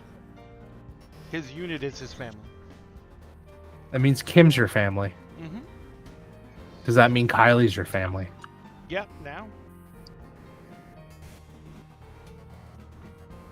What is Jameson? Jameson's dad.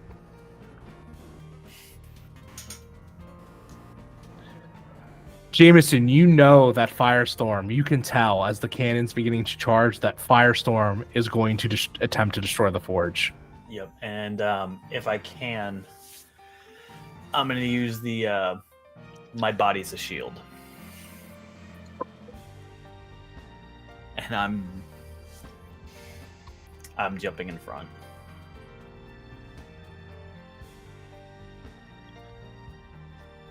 Rodriguez.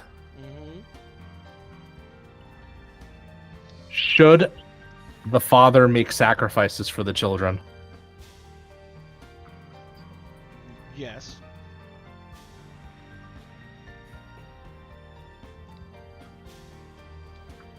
But if you're asking me, would Rodriguez allow this to happen without resisting? Hell no. Awesome. Go ahead and get me a... Ooh. I want you to roll me an empathy plus command or manipulation plus your ego rating. Empathy plus... Mm-hmm. And plus my ego rating? Yep. Wow. I don't have that many D6s right now. Hang on a second. I have a question. So, how does the connection between us work? Do we know what's being offered to each other? I would say so, yes. There is no secret spared between you. Okay. Holy crap. 4 successes. Ooh, shit. Rodriguez temporarily assumes control and lowers the weapon. Kim breathes a sigh of relief, like he was holding his breath, and just releases it in relief. Can Rodriguez feel the presence?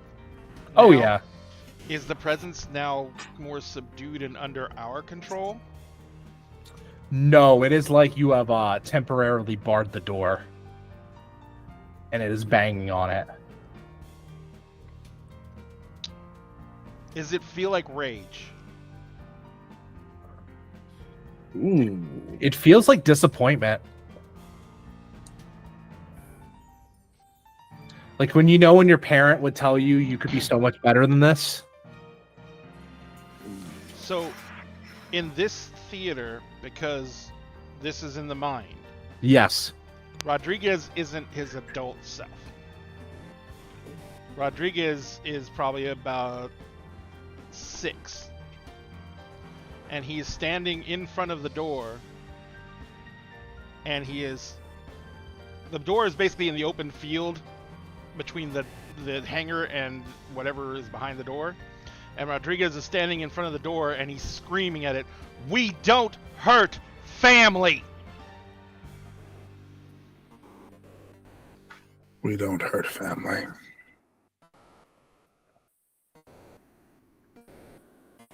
And Kylie turns to all of you. Don't you want to see? How it all ends? Not if it means hurting each other. We're all we've got.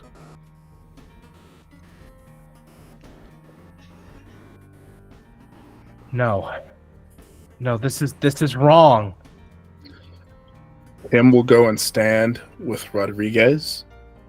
And in this theater of the mind, Tim has his arm. And we'll take that arm and we'll take Rodriguez by the hand and we'll just stand there with him. Hurting each other is wrong.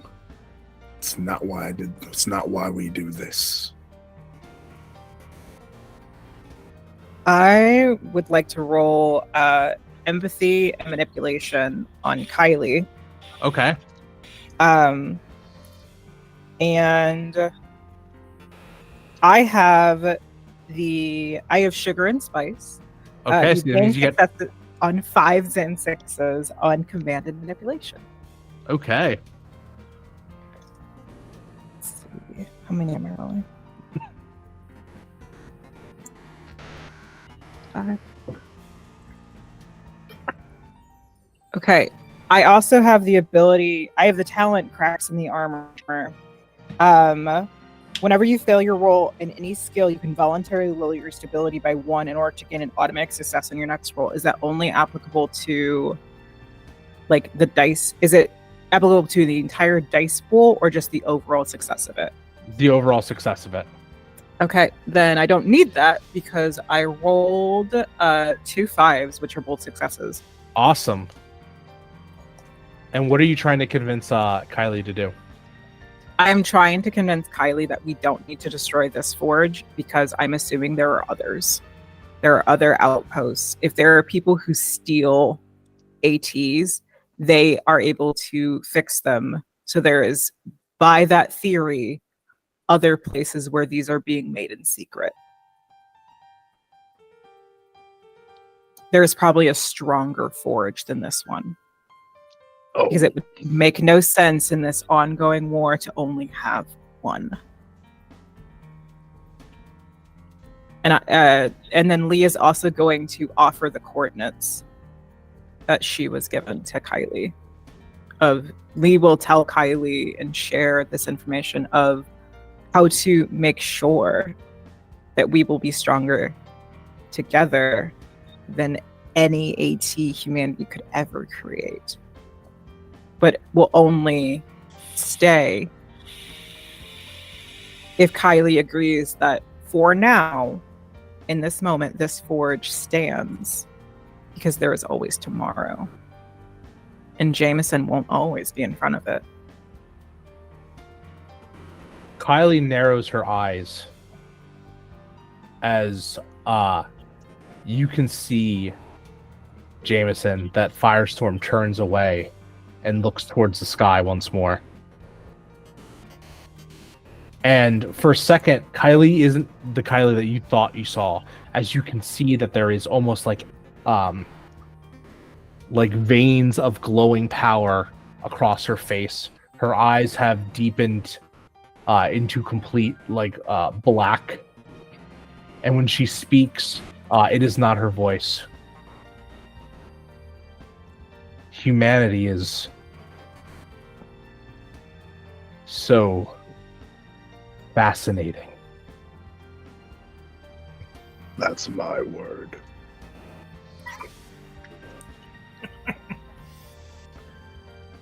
Do I hear this over the comms? I think so, yeah. The real thing that is fascinating Again. Are the ones we raised to pick up and do better than we did before.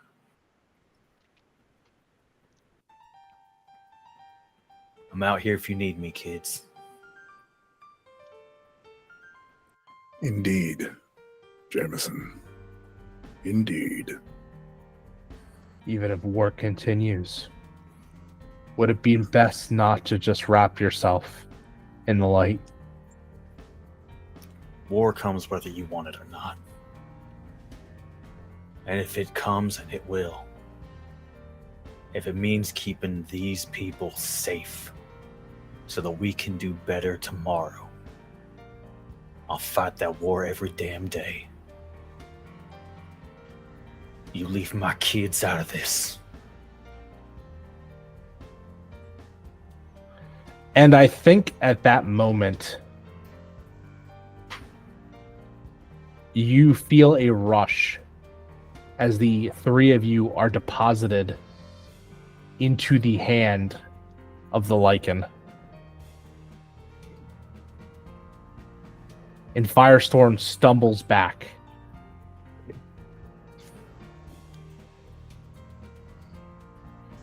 Before dropping and becoming dormant. Wait, just the three of us? Just the three of you. James, sorry, Rodriguez, like bangs on the arm, the wrist of Lycan. Is like, she's still trapped inside. Not trapped. She's part of it. It was made for her. It was made for 3 others as well. And I'll be damned if I'm not fucking one of them. And like Leslie is trying to get out of the Lycan's grasp and is trying to go back to Firestorm. Just remember, we're like 60 feet off the ground. It doesn't matter to her. She's crazy. It doesn't matter. It's one of those like I think Rodriguez would go to, like stop her from running off the edge. glassed up cages. And be like, Kim "No." would too. Yeah. When all is said and done, and the lights begin to come back on and the people begin to funnel out, now awakened in the night, they do eventually open up Firestorm. But there is no sign of Pilot Summers. In fact, the transfer request for Pilot Summers is not found either. The dossier handed to you by Pilot Summers is also gone. Is the mech still outside on the ground? The mech is still outside on the ground. But any recollection of Pilot Summers is just So everyone remembers like Kylie. that pilot. Yeah, Kylie came like there's nothing like that. But any like, paper trail is just is gone. Who the fuck did they make this for? Oh no, they didn't make this. The architect made this, and the architect made her. Oh, I think I'm in love.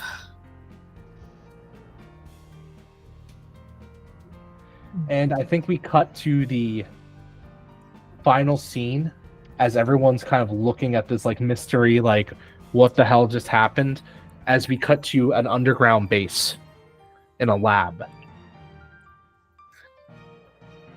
of a computer system that doesn't resemble anything human, as it is almost organic in nature and stretches across a wide network of veins that go upwards into the ceiling.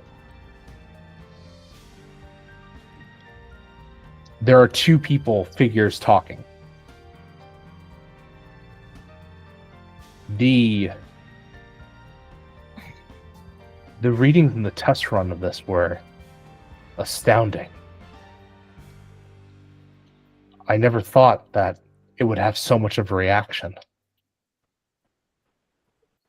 Indeed, integrating seraphic DNA into our pilot creation program is proving very, very interesting.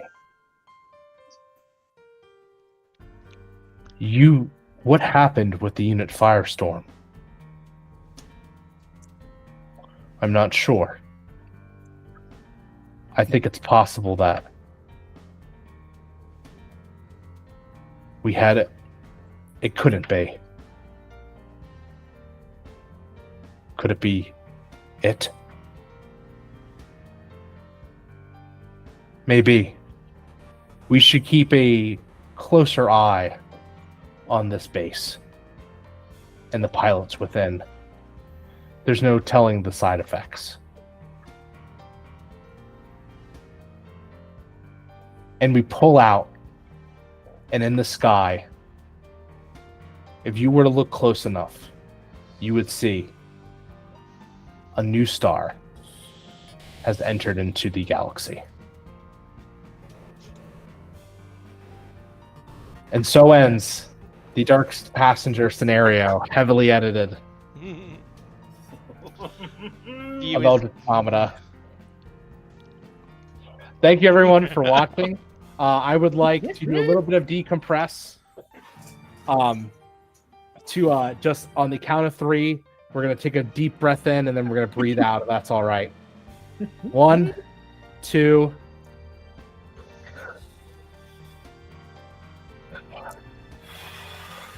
All right, first things on your mind, go. I need this now. I need this now. It was so cool. Yeah, it was more than what I was expecting for sure. More. Yeah. So the initial scenario is very more straightforward, and like actually has mech combat. But I was so enjoying your characters and like what you were trying, and all your characters were very much like thinkers and talkers, even if that wasn't like your stat pool. So it felt really cool to have this kind of combat. I'm sorry we didn't get to the mech combat. Oh, It's okay. But this was a blast. I also was like, well, Dark Passenger has been played will be played about like twice or 3 times throughout this month. So it'd be really cool to shine a little more light on the lore of like the architect and everything else. And something that you're witnessing is a playable pilot archetype known as the Manufactured, which are the initial conceptions of the kind of fake pilot system that they would try to create in order to kind of offset the need for real human pilots. But they have this weird tendency to do some weird stuff if you get them to synchronize. So oh my gosh! So they're living AIs, basically. So living piloting AIs, but they're people. Yes. They're like flesh AIs. Yes. They are They're toasters. They're toasters. No, They're toasters. they're trying to utilize the humanity within the being to control the alienness in the Seraph. Oh. And gosh. the human living computer, the like organic flesh computer, is actually a group in the book called the Chimera Group, which are a very real organization that is very much statted out and can be used as an enemy, ally, neutral party, and anyone's campaign. So, giving you some advanced sneak preview. That's amazing and wonderful. So That's That is great. so dope. This had cool. the feel of so many animes I've watched over like forever. It was perfect. Yeah. It was perfect. This brought me back to my teenage years, staying up late to watch Gundam Wing. yes, Yes. So absolutely. Yeah, Neo Genesis As I was bombing Evangeline and everything. Ugh. yeah. This is very much Catra getting stuck in the Gundam that was not meant for him and getting overwhelmed by it. This is very much that feeling, and I love it. This is I am so glad I backed. And if it's Same, but Once I get paid, I'm backing this. Same. Thank This you. is awesome. So But cool. I want more. This is so cool. The Kickstarter link, if you type in Eldritch Automata in Google, it'll pop up. If you've looked in the chat here, it's popped up a few times. Please go back it. We're about 35% of our self-funded with the first week down. It would be great to hit the stretch goals. It would be great to make this. This has been a work in progress. And and I'm excited to share more with you as the month goes on. So absolutely. And if you only came in late, if you want to catch this full thing, it'll be on our YouTube immediately after this. It's going to be on our VODs for a couple of weeks on Twitch. It's on our Instagram. It's in our Facebook page. You can find all those in our link tree, and you can come back and watch us at any time. Nick, I absolutely invite you back to run us again for sure. at any time Yes, you want please. to. Just Please. let us know. We can make arrangements. We will bend schedules. I will kick people out. don't do that. But I will help. absolutely come back help. and play this again. Oh my Heaven and earth will be God, moved. this is so fun. Heaven and earth was moved to make this happen tonight, and heaven and earth will be moved up fucking again. Yep, I will 100%. fight the hells to make this happen again. It was an absolute blast. It was amazing. Oh, Thank you so much for having me on. No, Yeah. Thank you for thank coming you. in. Thank Yeah. you. Absolutely. All right. So to get back, game face back on. Okay. Thank you, Nick, for coming in. Remember, guys, if you want to find this, you can find it currently on Kickstarter. The links are in chat. They've been cycling through chat. I am going to extend my offer until the end of this weekend. Anyone who drops backs this will be getting our 3D printed Nightmare Dice Tower, which is even more appropriate now that we've played the game. The Nightmare Dice Tower fits, and it's wonderful, and we'll be sending that out to you if you back it at the dollar amount. Of course, if it doesn't get funded, then there's no backing. But if you guys back this, it gets us steps closer to actually getting it funded. And we will be sending these out once it funds. And from this point, for the rest of the week, Nick can just let me know how many people back it, and they will be receiving one of these when it funds. So thank you all so much for joining us tonight. Nick, do you want to any last words? This was great. I like how weird this game gets sometimes, and being weird and getting philosophical and like metaphysical is often my favorite thing to do. So thank you for allowing me to play existentialism with you. Play existentialism. Yeah, and thank you for bringing that existentialism to us. And we will go ahead and put your links in there as well. And we will thank you to come back whenever you want. I'm just still too excited right now to speak properly. But let's go ahead and let all these amazing other people tell you where you can find them on the mighty interwebs. First off, let's go with Sphinx Akasha. Sphinx, where can people find you on the mighty interwebs? Hi, I'm Sphinx Akasha, your champion of bards. You can find me on TikTok as CircleDM. Sphinx Akasha just about everywhere else on the internet. You can find me here on Tuesdays and Wednesdays playing Emerald Sanctums on Tuesdays with Diamond. And Ray here is our storyteller, where I play as Emerson Grant, resident mage, and that world's reincarnation of Merlin. So it's a fun time. And then on Wednesdays, we're finishing up our Between Two Worlds short campaign, where I play as Idris, who is a spell shot gunslinger. So pretty much Roland from the Dark Tower, but the Idris Elba version. Every other Friday, you can find me with ADH Adventures, where I run my own campaign, Agents of the Circle. It's a homebrew Eberron campaign that I run for my friends, and all manner of hilarity ensues. We're at the second half of our finale season. They have just made it to the 36th chamber beneath the Temple of the 36 Chambers.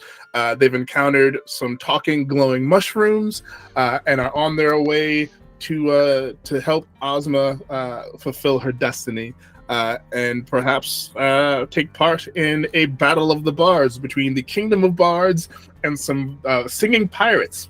It's going to be a whole thing. On Saturdays, you can usually find me also with ADH Adventures as we switch back and forth between Heroes Arc and Unlicensed Magic. Today was an Unlicensed Magic day, where I played Zan, a Eladrin, Oath of the Watcher Paladin / Aberrant Mind Sorcerer. And on Sundays, you can find me again with ADH Adventures, playing The Tale That Never Was, where I play Io, who is an Aberrant Mind sorcerer. And my answer to the question, what if Howl from Howl's Moving Castle was a Kalishtar and Calcifer was his quarry? So there's also some cool stuff that I've got coming down the pipeline as we end Agents of the Circle in late spring. Midsummer, however, will bring forth a new challenger, I think is the right word for what I've got planned. More hints and things of that will be coming over the course of this first half of the year, so stay tuned for that. Excellent. Diamond. Hi, I'm Matt. Oh, no, gosh. Go ahead. I was waiting for you to make sure you were muted. Where can people find you in the mighty interwebs? Hiya, I'm Madness Diamond. Since we're friends now, you can call me Diamond. I'm a TTRPG actual player.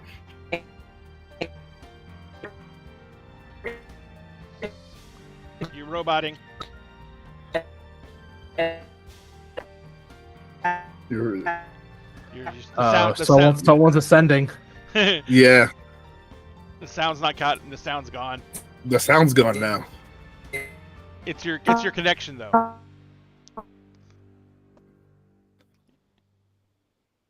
She's muted for a moment. Can you hear me now? Yes. Yes. Okay. It's not a DAG stream unless Diamond's computer decides to fuck itself. But yeah, I'm Madness Diamond. You can find all of my links at beacons.ai/Madness Diamond. On Madness Diamond on all social medias, unless you're looking for me on TikTok, I'm Madness Diamond 2.0. On Tuesdays, you can find me on Dinner in a Game doing Emerald Sanctums, where I play Bay, the very human, very squishy hunter. I use a combination of the 1999 Hunter the Reckoning playbook along with Hunters Hunted to create my character sheet. I'm the only human of the group, and it shows. On let's see, Thursdays, you can find me on World Tree Quests, where we are playing Fathoms Below, which is our completely underwater 5e home game, like campaign.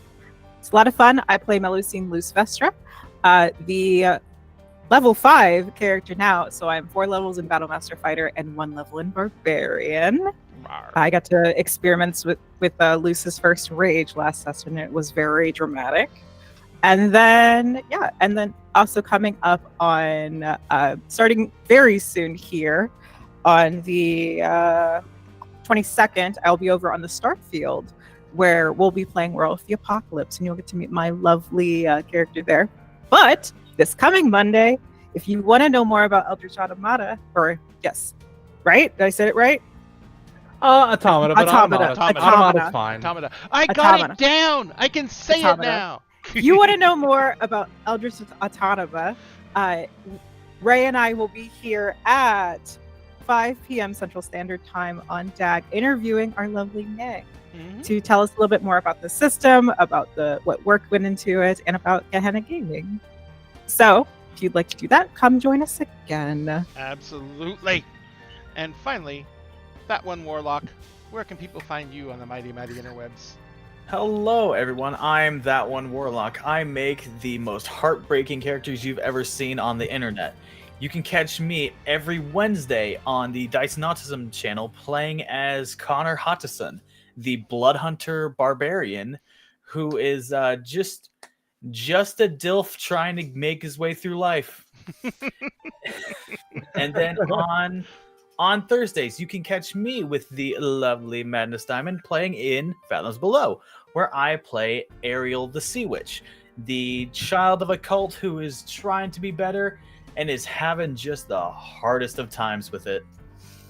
And then again, Monday, the 22nd, we are starting up that Werewolf the Apocalypse game. It's going to be a lot of fun. I'm very excited to start branching out into other TTRPGs. This was a blast and a half. So you can come catch me there, and you can find me all across every social media at That One Warlock. Done. Thank you. And you can find all of Dinner in a Game's dinners information in our link tree. And you can find all of our socials there. Please remember, the biggest boost you can give to any creator is to give them a simple follow. We would create content no matter what because this is what we love doing. It's our hobby, it's our passion. We would do it no matter what. But when you take those few seconds to hit that follow button and give us that little bit of acknowledgement, the serotonin boost is out of this world. So if you can, give all these folks a follow. If you can, back the Kickstarter. If you back it at the pilot level, you will get this added on to your goals for the next weekend. So that means through the midnight on Sunday. So after that, we'll see what we can do work out later on, but we'll see. But anyway, we're going to go ahead and send this whole entire Chaos group into another channel now on Twitch. We're going to go out and raid on our other socials. We're going to go ahead and say goodnight to you and hope you guys have a great evening. And we're going to go ahead and remind you that you need to be careful. You need to be safe. Wear a mask when you can. Social distance when you can. At Dinner Game, we always save you a seat at the table. But please be careful. We want you to be able to join us every single week. Almost all of us went to Gen Con last year. Almost all of us got COVID. It sucks. You want to be careful. We love you. We're gonna put up the ending soon screen, and we're gonna find someone to raid. But you guys have a great night. We love you, and we'll see you next time.